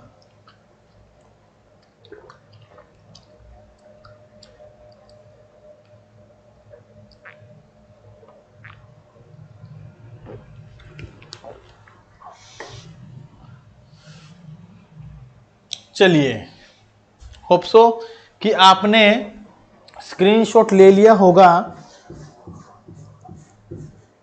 हम इसके रिटर्न जो है कंटेंट्स के बारे में बात करेंगे, कुछ एग्जांपल्स के बारे में, जो कंटेंट्स होते हैं पार्टनरशिप डीड के उनके बारे में बात करेंगे कि कौन कौन से कंटेंट इनके होते हैं। तो मैं इसको रब कर रहा हूं यहां से।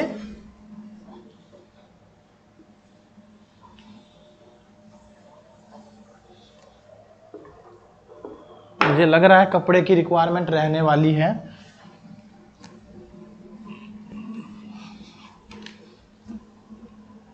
चलिए, कोई बात नहीं, बोर्ड भी तो साफ कर ही रहे थे, ग्रीन बोर्ड हम कपड़े से, ये तो व्हाइट बोर्ड है और व्हाइट बोर्ड को साफ करने में तो और भी मजा आता है व्हाइट कपड़े से, है ना। चलिए हम बात करेंगे कंटेंट्स ऑफ पार्टनरशिप डीड।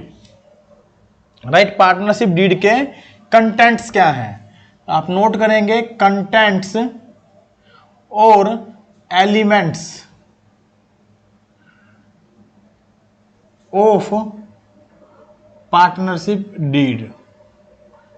इसके कंटेंट या एलिमेंट क्या है, देखिए इनके कंटेंट्स एंड एलिमेंट के बारे में यदि बात करूं तो मैं इनके कुछ पॉइंट्स लिख देता हूं, हालांकि 20-25 पॉइंट्स हैं, उनमें से मैं 8-10 पॉइंट्स के बारे में यहाँ डिस्कशन कर देता हूं, बाकी आप अपनी बुक से रीड कर सकते हैं। राइट, बाकी आप अपनी बुक से रीड कर सकते हैं। सबसे पहले पॉइंट के बारे में बात करूं तो there should be name and address of the firm. क्या होना चाहिए, name and address of the firm, name and address of the firm. Partnership deed के अंदर सबसे पहले बताया जाना चाहिए कि फर्म का नाम क्या है और कहां पर इसको हम बेसिकली स्टार्ट कर रहे हैं, फर्म का नाम क्या है और कहां पर बेसिकली हम इसको स्टार्ट कर रहे हैं। Very good Harsh Goyal, welcome to you also in the class. मुझे नहीं पता था, आपने भी आज क्लास को ज्वाइन किया है। Name and address of the firm, ये फर्म के अंदर होना चाहिए, ठीक है। दूसरा पॉइंट है name and address of all the partners, name and address, name and address of all the partners, सभी पार्टनर्स के नाम और एड्रेस पार्टनरशिप डीड में लिखे जाने चाहिए, लिखे हुए होने चाहिए। नेक्स्ट पॉइंट के बारे में यदि बात करें तो type and nature of the business of the firm should be, जो ना डिस्कस्ड, शुड बी रिटन, कि हम पार्टिकुलरली हमारा बिजनेस क्या है और उसका पर्पज क्या है, ये बात उसके अंदर क्या होनी चाहिए, मेंशन होनी चाहिए। क्या होनी चाहिए, मेंशन होनी चाहिए। Type and nature of the business, कि आप क्या काम कर रहे हैं और किस प्रकार का काम कर रहे हैं। Type and nature of the business must be given there, वहां पर होना चाहिए, must be given there. Next यदि बात करें तो date of commencement of partnership, date of commencement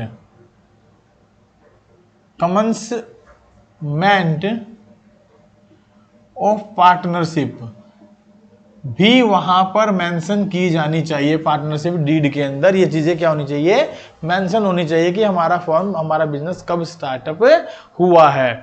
next यदि मैं बात करूं तो capital contributed by each partner, capital contributed by each partner given होना चाहिए कि कितनी कितनी पार्टनर कैपिटल कंट्रीब्यूटेड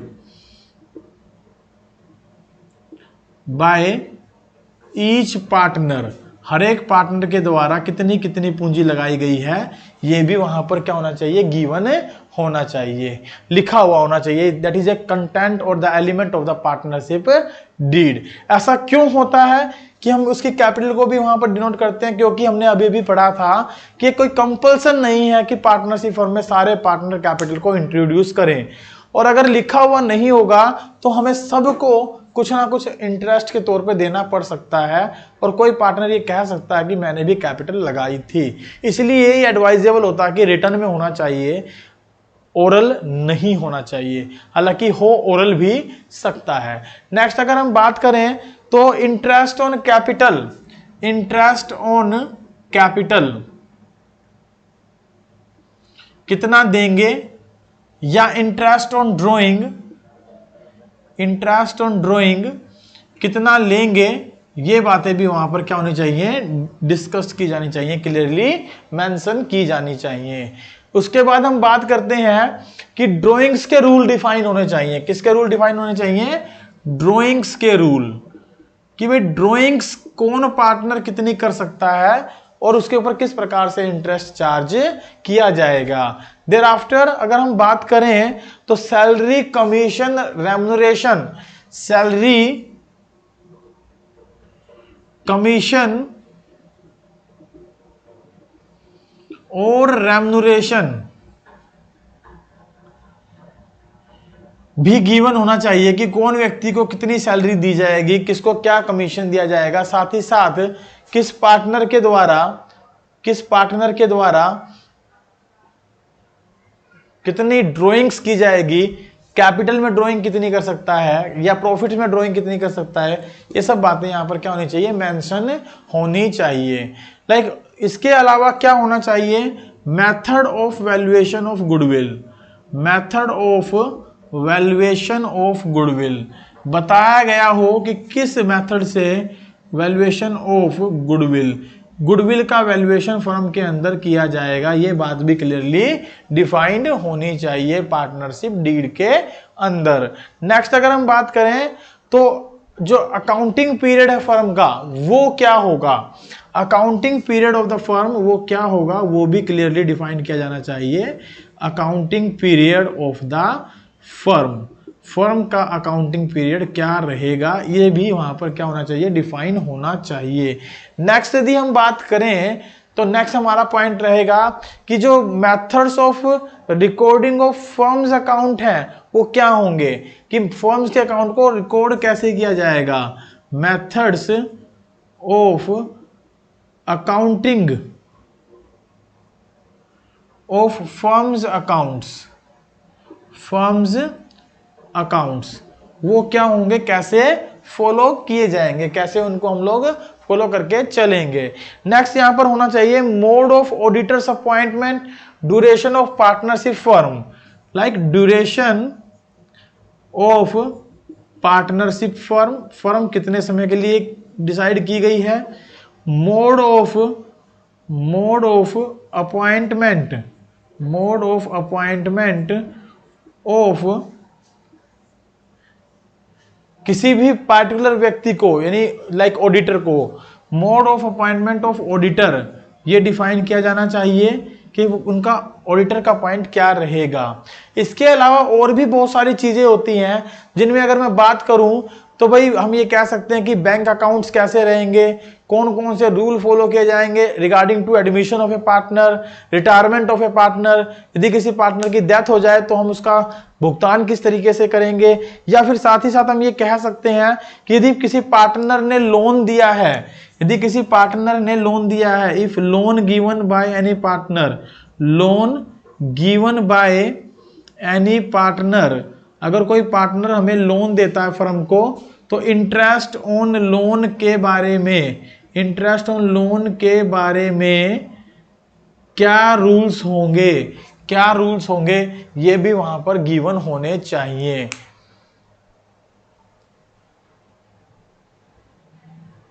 विधान रावत, जो partnership is carried by all और any of them acting for all होता है, that is a feature of partnership, उसका मतलब होता है बेटा कि एक व्यक्ति सबके लिए काम कर सकता है या अकेला व्यक्ति पूरे फर्म को मेंटेन कर सकता है, पूरी फर्म को चला सकता है, या उन सब के द्वारा एक्टिवली पार्टिसिपेट किया जा सकता है फर्म को चलाने के लिए, that is to be known as partnership is carried by all or any of them acting for all, that is a feature of partnership, right? यदि आपको क्लियर हुआ हो तो प्लीज एक थंब इंप्रेशन छोड़ दीजिएगा, मैं अंडरस्टैंड कर पाऊंगा। आइए हम लोग अपने नेक्स्ट पॉइंट के बारे में डिस्कशन करेंगे, आप चाहें तो इसका एक स्क्रीनशॉट ले लें, अदरवाइज सारे पॉइंट्स आपको बुक में भी गिवन है, वहां से भी आप ये नोट कर सकते हैं। मेरा पर्पज केवल ये बताना था कि ये कुछ इंपॉर्टेंट कंटेंट मैंने लिख दिए हैं, ये there should be this content into partnership deed, ठीक है। कई बार क्वेश्चन आ जाता है right any two content of partnership deed, एक नंबर में, तो कोई भी दो कंटेंट के नाम आप यहां पर लिख देंगे, राइट, कोई भी दो पार्टनर के नाम आप यहां पर क्या कर देंगे, लिख देंगे। हम यहां पर बात करेंगे इसी के अंदर पार्टनरशिप डीड के बारे में, तो मैं इसको रब कर दूं यदि आपने स्क्रीनशॉट ले लिया है तो, यदि आपने इसका स्क्रीनशॉट ले लिया हो तो क्या मैं इसको रब कर दूं, ठीक है, चलिए मैं इसको रब कर रहा हूं, आपने स्क्रीनशॉट यदि इसका ले लिया है तो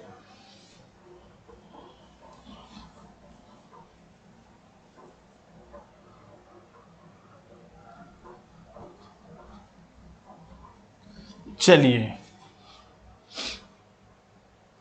अब हमारा पार्टनरशिप डीड के बारे में ही एक इंपॉर्टेंट पॉइंट है, that is importance of partnership deed. Importance of partnership deed. Partnership deed की इंपॉर्टेंस क्या है, राइट? पार्टनरशिप डीड की इंपॉर्टेंस क्या है, इस पर भी कई बार हमसे क्वेश्चन पूछ लिया जाता है, और क्वेश्चन पूछ लिया जाता है तो हमें इसका जवाब भी देना होता है। तो मैं यहाँ पर बेसिकली 3 बातें आप लोगों को बताऊंगा, और हालांकि मैं पहले भी बता चुका हूं लेकिन फिर भी आप नोट कर लें। पहली बात, helpful in avoidance of conflicts among partners members, right? जो पार्टनर्स होते हैं उनके बीच में जो कन्फ्लिक्ट होते हैं उनको अवॉइड करने में, उनको सॉल्व करने में आपकी मदद करता है। सेकेंडली आप इसका पॉइंट लिखेंगे, that is helpful in smooth functioning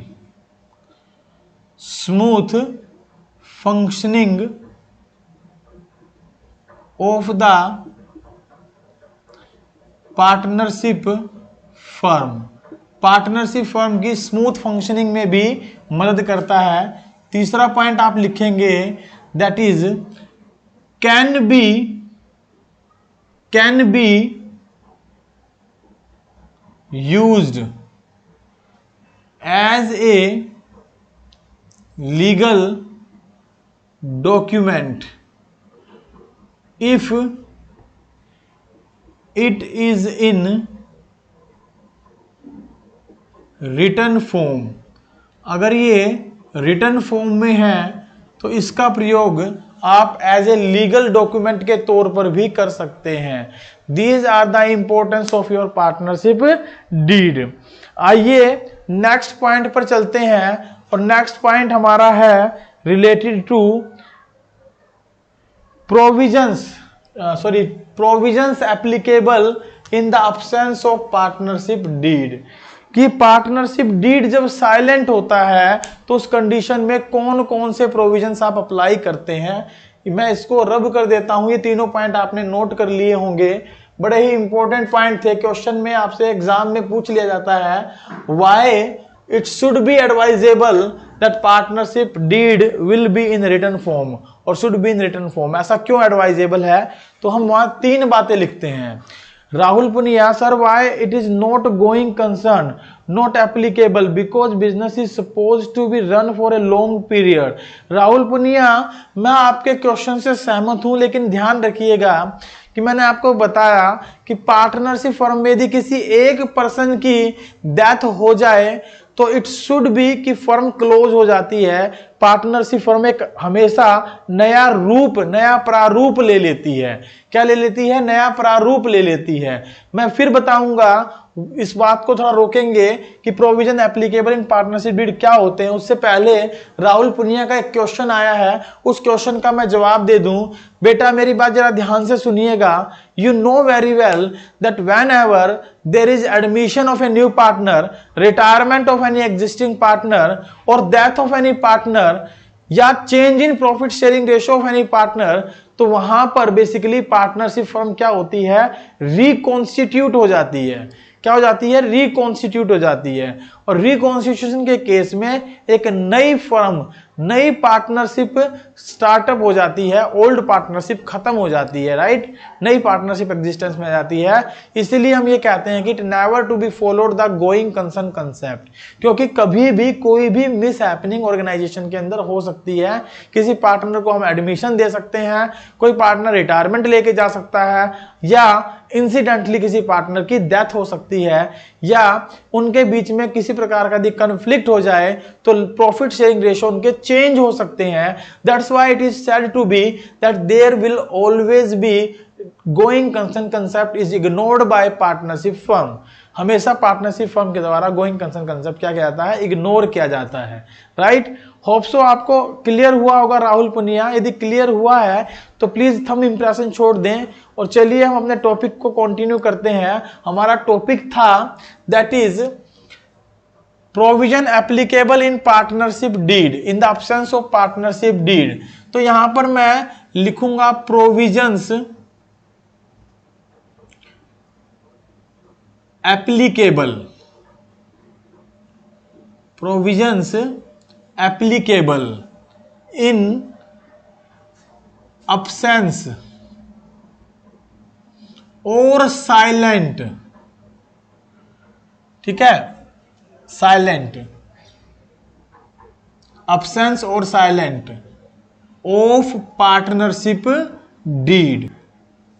अगर पार्टनरशिप डीड साइलेंट है या absent है तो उस कंडीशन में हम ये कहेंगे कि कौन कौन से प्रोविजन अप्लाई होते हैं, उनको हम यहां पर लिखकर चलेंगे। Sir but in reconstitution relationship between partners is changed but firm is not closed. देखिए, जब हम ये कहते हैं ना कि पार्टनरशिप के रिलेशंस बदल गए तो ऑटोमेटिकली हम ये तो नहीं कहते कि फर्म क्लोज हो गई, लेकिन जब उनके रिलेशंस बदल गए तो एक प्रकार से नई पार्टनरशिप एग्जिस्टेंस में आ जाती है। फर्म वही रहती है लेकिन पार्टनरशिप एक नई एग्जिस्टेंस में आ जाती है। तो इसीलिए उनमें गोइंग कंसर्न कंसेप्ट जो होता है ना कि लंबे समय तक फर्म को चलाएंगे, वो फीलिंग्स खत्म हो जाती है, वो बात वहां खत्म हो जाती है। मान लीजिए ए बी सी 3 पार्टनर हैं और बी फर्म से रिटायरमेंट ले लेता है, तो आप ये कह सकते हैं क्या कि तीनों ने गोइंग कंसर्न कंसेप्ट को फॉलो किया? नहीं।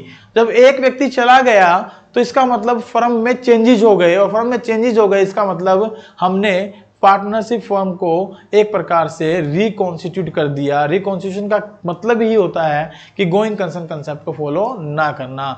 बाकी आप इसको जो है एक बार स्टार लगा लें। कल इस क्लास में जब हम दोबारा आएंगे तो इस क्वेश्चन के बारे में एक बार और डिस्कशन करेंगे कि गोइंग कंसर्न कंसेप्ट को ये फॉलो क्यों नहीं करता। एज पर माय व्यूज, जो मेरी लिमिटेड नॉलेज थी उसके अकॉर्डिंगली मैंने आपको इसका आंसर दिया, और होप सो कि ये मैं बिल्कुल करेक्ट हूं, ये इसका आंसर बिल्कुल सही होगा। राइट, चलिए आगे चलते हैं। प्रोविजंस एप्लीकेबल इन एब्सेंस और साइलेंट ऑफ पार्टनरशिप डीड। जो पार्टनरशिप डीड होती है या वो तो साइलेंट हो या वो क्या हो, अब्सेंट हो, तो उस कंडीशन में कौन कौन से रूल अप्लाई करते हैं हम, कौन कौन से रूल या प्रोविजंस अप्लाई करते हैं और किसके प्रोविजंस अप्लाई होते हैं। तो यहां पर एक छोटी सी मैं लाइन लगा लेता हूं बीच में।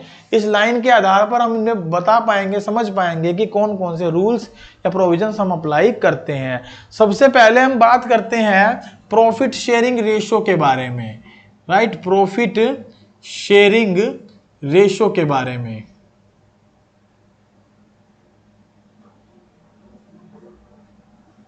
देखिए, प्रॉफिट शेयरिंग रेशो के बारे में यदि मैं बात करूं तो जो पार्टनरशिप फर्म है उस पर सबसे पहले तो आप लिखेंगे प्रोविजंस जो एप्लीकेबल होते हैं। प्रोविजंस एप्लीकेबल वो कौन कौन से हैं और किसके अकॉर्डिंग है? As per Indian partnership act, जो हमारा इंडियन पार्टनरशिप एक्ट होता है 1932, इंडियन पार्टनरशिप एक्ट होता है 1932, उसके अकॉर्डिंगली प्रॉफिट शेयरिंग क्या होता है? हमेशा इक्वल होता है यदि पार्टनरशिप डीड साइलेंट या अब्सेंट हो।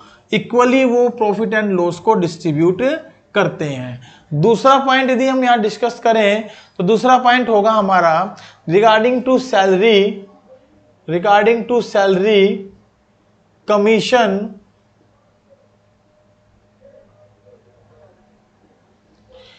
Interest on capital. Regarding to salary commission interest on capital. तो ध्यान रखिएगा, in the absence of partnership deed, अगर इनके बारे में कोई बात नहीं लिखी गई तो नॉट प्रोवाइडेड नहीं दिए जाएंगे।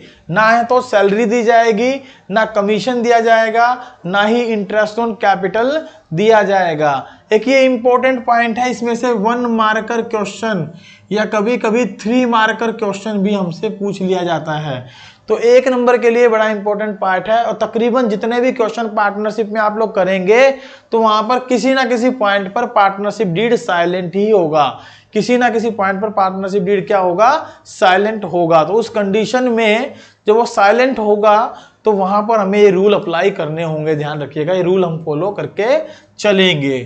थर्ड पॉइंट होगा हमारा about the interest on drawing, interest on drawing. तो ध्यान रखिएगा कि अगर पार्टनरशिप डीड साइलेंट है या अब्सेंट है about the interest on drawing तो नॉट चार्ज्ड, नॉट चार्ज्ड, हम कोई भी इंटरेस्ट ऑन ड्रॉइंग उनसे चार्ज नहीं करेंगे, इंटरेस्ट ऑन ड्रॉइंग उनसे चार्ज नहीं किया जाएगा, ध्यान रखिएगा। नेक्स्ट पॉइंट है आपका related to interest on loan. अगर किसी पार्टनर ने फर्म को लोन दिया है तो लोन के रिगार्डिंग हम उसको कितना इंटरेस्ट प्रोवाइड देंगे यदि पार्टनरशिप डीड साइलेंट है या अब्सेंट है। जल्दी से लिख दीजिए कमेंट बॉक्स में, that will B at the rate of 6% पर annum। कितना दिया जाएगा, 6% पर annum दिया जाएगा, ठीक है। नेक्स्ट पॉइंट है हमारा regarding to admission of a new partner, right, admission of a new partner, admission और रिटायरमेंट, दोनों बातें मैं लिख देता हूं, एडमिशन और रिटायरमेंट, इन दोनों बातों को आप नोट कर लेंगे। It would be with the consent of all partner, with the consent of all partners, सभी पार्टनर्स की सहमति से होगा, सभी पार्टनर्स की सहमति से होगा, ऑल पार्टनर्स, ठीक है, ये ऑल पार्टनर्स लिखा है मैंने उधर, सभी पार्टनर्स की सहमति से होगा। इसके अलावा कुछ और भी प्रोविजंस हो सकते हैं, जैसे कि एक माइनर को फर्म में प्रॉफिट के लिए केवल पार्टनर बनाया जा सकता है। ए minor can be admitted in the partnership firm for the benefits only with the consent of all partners, sorry, with the consent of all partners. A minor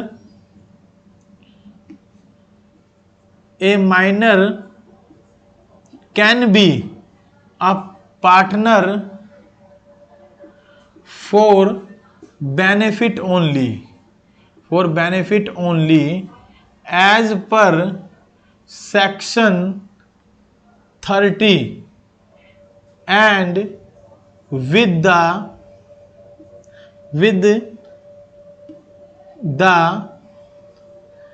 consent of all partners, सभी partners की सहमति होनी चाहिए।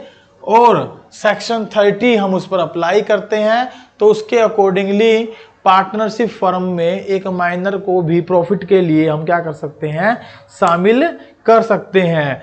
और इसके अलावा अगर हम बात करें तो conduct of the business, conduct of the firm, firm का कंडक्ट कौन कर सकता है, all partners can participate in the activities of the firm,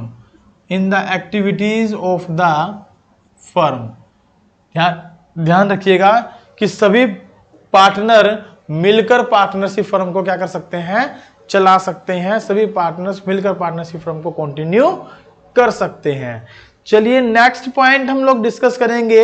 ये कुछ इंपॉर्टेंट पॉइंट थे, प्रोविजंस थे जो कि हम अप्लाई करते हैं in the absence of partnership deed और silence of partnership deed as per Indian partnership act 1932 के अकॉर्डिंग, कि प्रॉफिट शेयरिंग रेशो कैसा रहेगा, इक्वल रहेगा, salary commission interest on capital के रूल कैसे रहेंगे, not provided, interest on drawing के बारे में not charge, interest on loan provide किया जाएगा एट द रेट ऑफ 6% पर annum, एडमिशन रिटायरमेंट सब पार्टनर्स की सहमति से होगा। और एक माइनर पार्टनर को प्रॉफिट्स के लिए, बेनिफिट के लिए एज पर सेक्शन 30 सभी पार्टनर्स की सहमति से हम उसको एडमिशन दे सकते हैं। साथ ही साथ बिजनेस फर्म को जो है ना सभी पार्टनर्स मिलकर कैरी कर सकते हैं, कंडक्शन में पार्टिसिपेशन शो कर सकते हैं। आप चाहें तो इसका स्क्रीनशॉट ले लें, अदरवाइज होप सो कि आपने नोट कर लिया होगा साथ साथ। तो मैं इसको रब कर देता हूं। और नेक्स्ट पॉइंट हम लोग पढ़ेंगे regarding two types of partner के बारे में, ठीक है, टाइप्स ऑफ पार्टनर के बारे में। तो मैं इसको रब कर रहा हूं। चलिए ध्यान रखिएगा, ये 1 नंबर के लिए एक बड़ा इंपॉर्टेंट टॉपिक था। कई बार 1 नंबर का क्वेश्चन हमसे इस टॉपिक से पूछ लिया जाता है, ठीक है, 1 नंबर का टॉपिक हमसे इस टॉपिक से पूछ लिया जाता है, तो आप ध्यान रखेंगे इस बात का। चलिए नेक्स्ट पॉइंट हमारा क्या है, that is related two types of partners.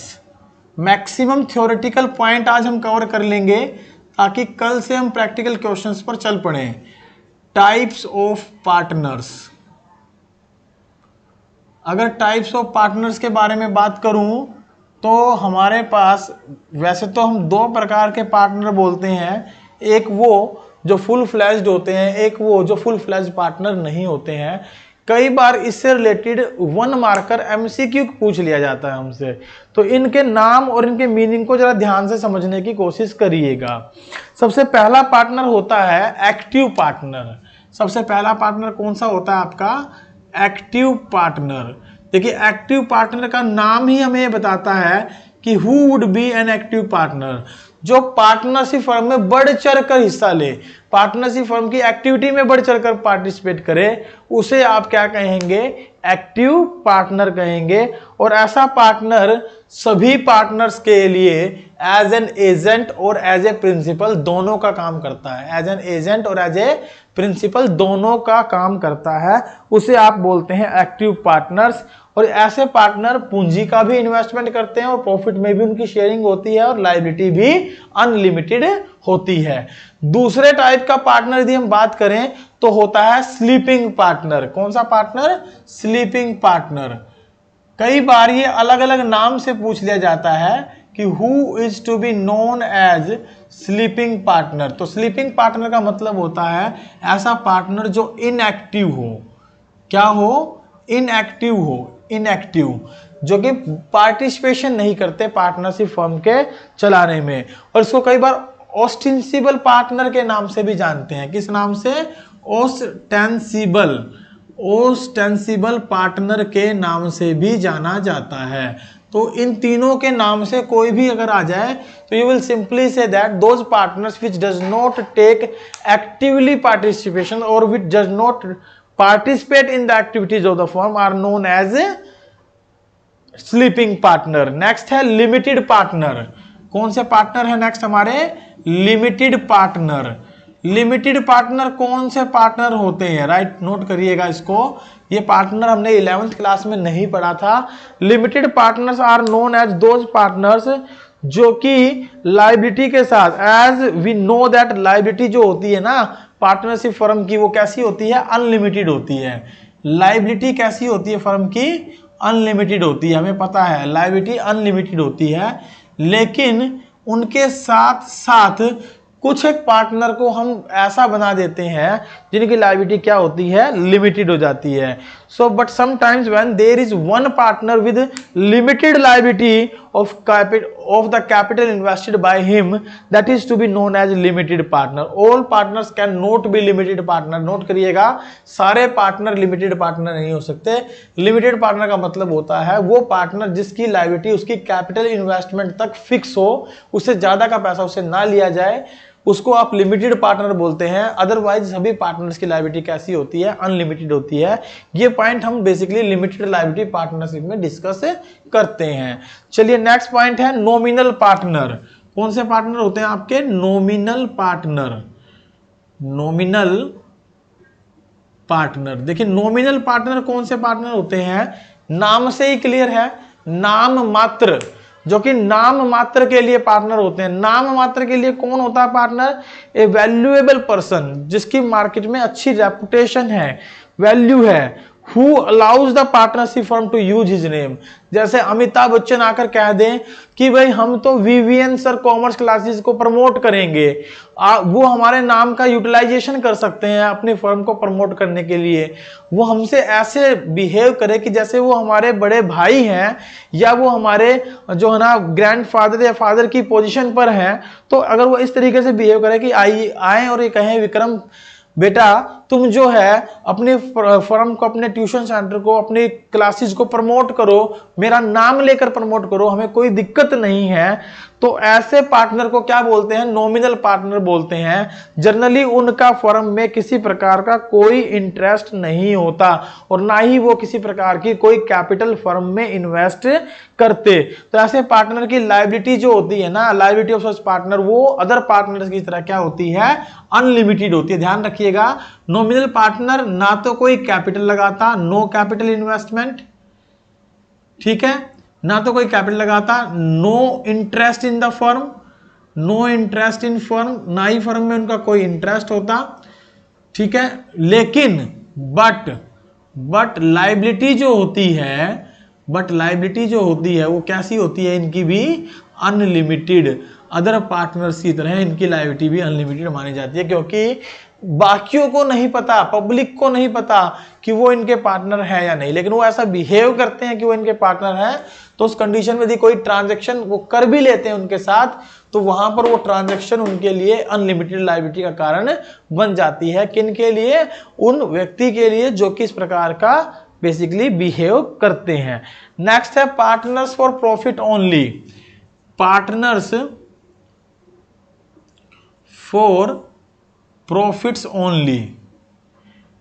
Firm में कुछ पार्टनर्स ऐसे भी तो होते हैं जो केवल प्रॉफिट के लिए काम करते हैं। जनरली हम माइनर पार्टनर की बात करें तो वो इसी पर्पज के लिए होते हैं। लेकिन when a partner is sharing profit only, not responsible for any loss, that is to be called as partner for profit only. आप डिफाइन करेंगे सिंपली, जो पार्टनर केवल और केवल प्रॉफिट के लिए आते हैं and not bearing any loss, not bearing any loss, those are known as partners for profit only. उनको हम पार्टनर्स फॉर प्रॉफिट ओनली के लिए बुलाते हैं। नेक्स्ट एक पार्टनर होता है partner by estoppel. Partner by estoppel, ठीक है, स्टॉपल। पार्टनर बाय स्टॉपल कौन से पार्टनर होते हैं? ये वो पार्टनर होते हैं जो एक्चुअल में पार्टनर नहीं होते, बट अपने आप को रिप्रेजेंट करते हैं। बट अपने आप को क्या करते हैं? रिप्रेजेंट करते हैं कि they are the partner of this firm. वो इस फर्म के क्या है? पार्टनर है। By their words, by their spoken, वो खुद कहते हैं कि हाँ हम इसके पार्टनर हैं, लेकिन एक्चुअल में वो पार्टनर नहीं होते। और if he made any transaction on behalf of, if he has made any transaction on behalf of the firm, the liability of such partners will arise, right? यदि कोई भी वो काम कर देते हैं, एक्चुअल में ये होते कौन है? who actually not the partners, not the partners, but shows themselves as a partner of the firm, of the firm, firm का पार्टनर शो करते हैं। और यदि किसी भी प्रकार की एक्टिविटी परफॉर्म करते हैं तो उस एक्टिविटी के दौरान होने वाली लायबिलिटी के लिए जिम्मेदार माने जाते हैं। अनलिमिटेड लायबिलिटी इनकी भी अराइज हो जाती है। तो these are the 6 types, near about 1 2 3 4 5 6, ये 6 प्रकार के टाइप्स ऑफ पार्टनर होते हैं। आप इनको नोट कर लेंगे। नेक्स्ट पॉइंट हम पढ़ने वाले हैं right and duties of partners. Right and duties of partner, कि पार्टनर के राइट्स क्या क्या होते हैं या उनकी ड्यूटीज क्या क्या होती हैं, उनके बारे में डिस्कशन करेंगे। आप इसका स्क्रीनशॉट ले लें। यदि किसी प्रकार का यहाँ कोई डाउट है तो वो आप हमसे पूछ सकते हैं। मैं इसको रब कर रहा हूं, यदि आपने स्क्रीनशॉट ले लिया है तो।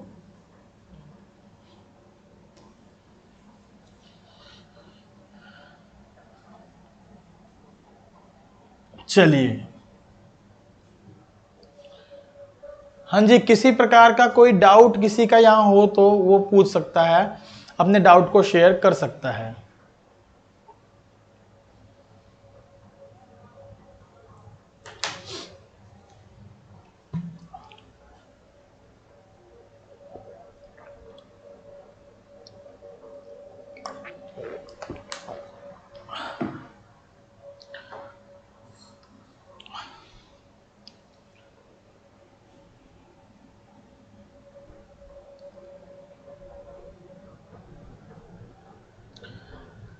होप सो किसी का कोई डाउट यहां पर नहीं है।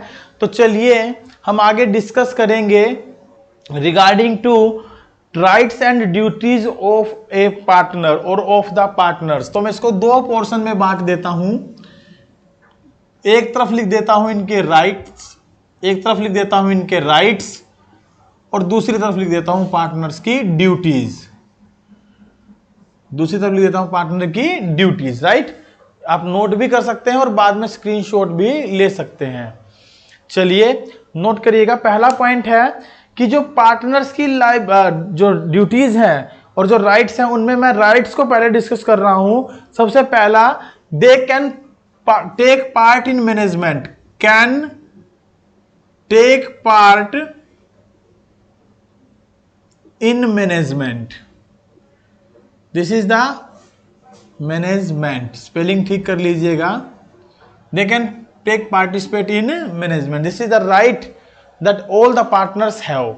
ये सभी पार्टनर्स को एक राइट होता है कि वो मैनेजमेंट में क्या कर सकते हैं, पार्टिसिपेट कर सकते हैं। दूसरा, they can inspect the books of accounts, they having the right, they having the right that they can inspect, inspect मतलब चेक करना, they can inspect the books of accounts of the firm, यानी कि firm की जो books of accounts होती हैं उनको क्या कर सकते हैं, ये चेक कर सकते हैं। दे हैविंग द राइट, सभी पार्टनर्स को ये राइट होता है। नेक्स्ट है राइट टू शेयर प्रॉफिट्स, जो प्रॉफिट होते हैं उनको बांटने का अधिकार होता है। Right to share profit, right to share profits, इनको लाभों को बांटने का अधिकार होता है। अगर फोर्थ पॉइंट के बारे में मैं बात करूं, that is right to consult about matters affecting the partnership business, उनके पास अधिकार होता है। They can do consultation, right, वो कंसल्टेशन कर सकते हैं यदि कोई पार्टिकुलर पॉइंट ऐसा है जो बिजनेस को अफेक्ट करेगा, तो उसके ऊपर उनका क्या हो सकता है, कंसल्टेशन हो सकता है। And right to retire, right to retire, उनके पास अधिकार होता है कि फर्म से क्या ले सकते हैं, रिटायरमेंट ले सकते हैं। इसके अलावा they having the right to participate in the assets of the firm, firm की एसेट्स में उनका हिस्सा होता है, शेयर होता है। पार्टिसिपेट की जगह आप लिख लीजिए share in the assets of the firm, उनका फर्म की एसेट्स में क्या होता है, हिस्सा होता है। आइए बात करते हैं ड्यूटीज के बारे में, कौन कौन सी ड्यूटीज होती है एक पार्टनर की। तो सबसे पहला, he should be faithful to other partners, क्या होना चाहिए, फेथफुल होना चाहिए।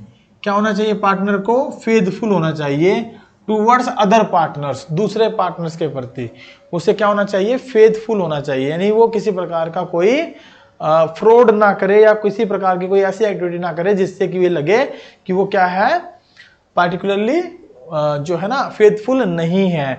ही should B share the losses of the firm, केवल ऐसा नहीं कि वो प्रॉफिट्स को बांटने का अधिकार है, तो he should also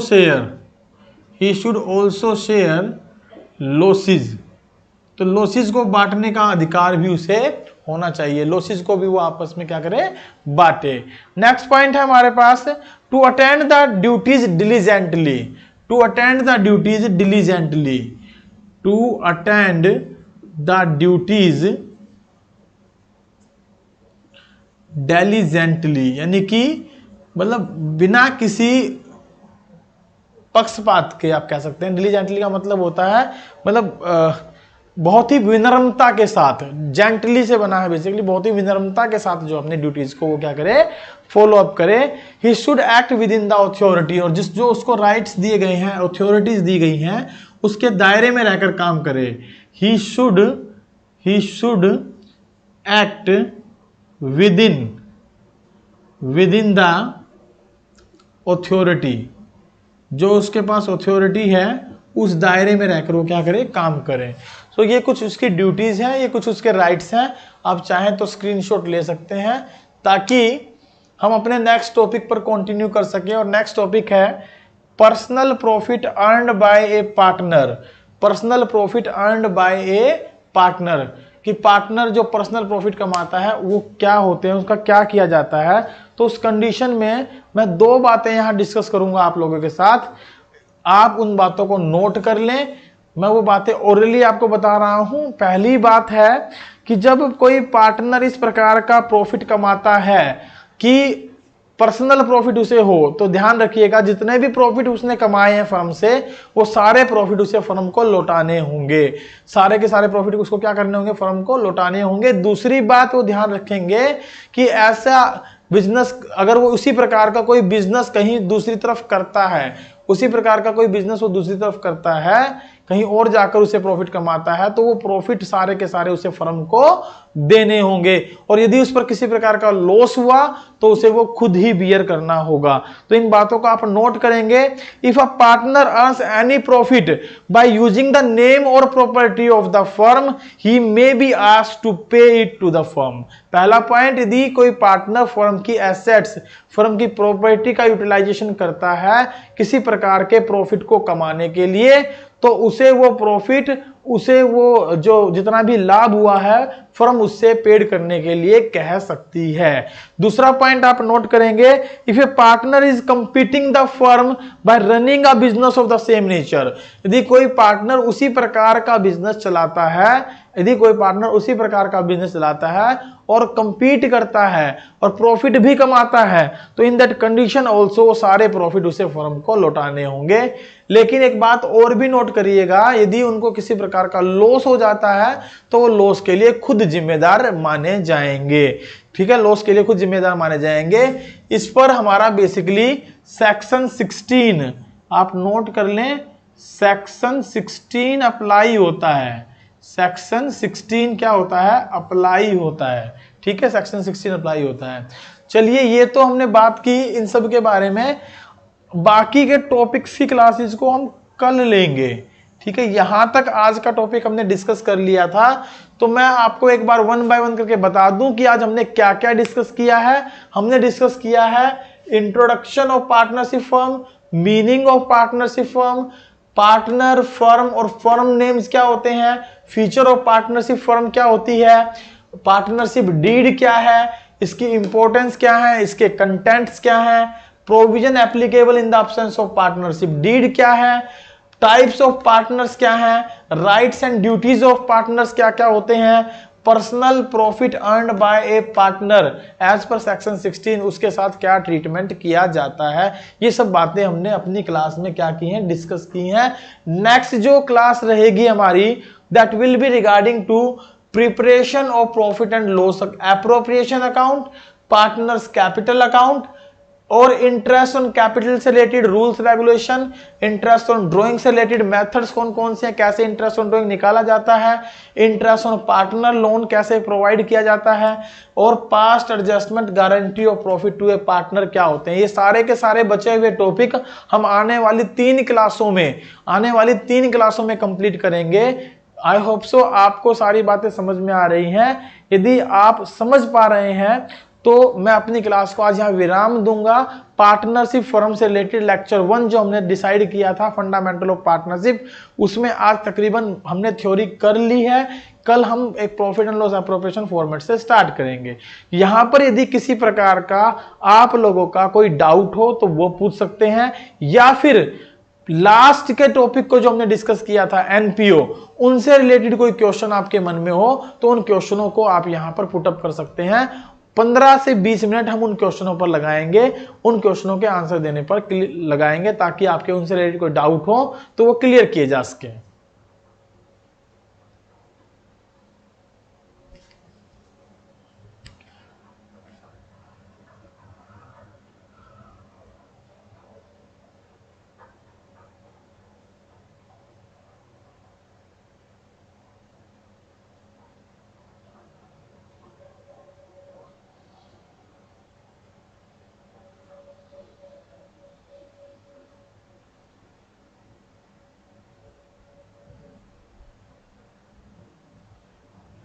I am waiting for your reply.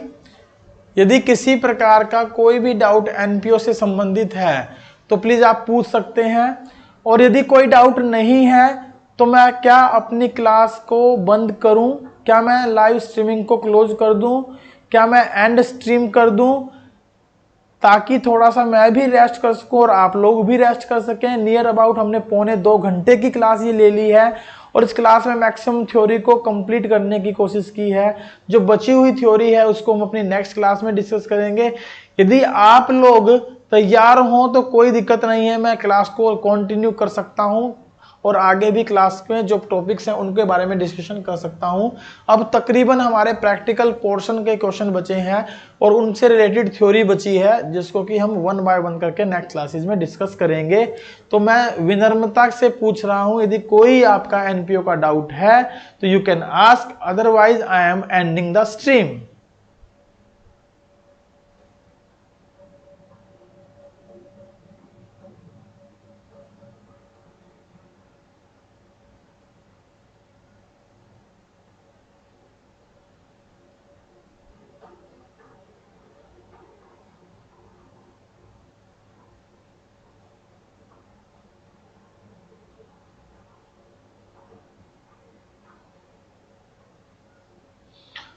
विधान Rawat, are you there? Mr Chahar, Rahul, Harsh Goyal, Jyoti Alawat, Arnav Bhardwaj, are you there? अगर आप वहां हैं, कोई एनपीओ से रिलेटेड डाउट है तो आप पूछ सकते हैं, अदरवाइज क्लास को हम डिस्कनेक्ट करते हैं। Good night, take care, bye bye. मिलते हैं कल शाम को 8:30 बजे अपने नए टॉपिक्स के साथ, नए डिस्कशन के साथ।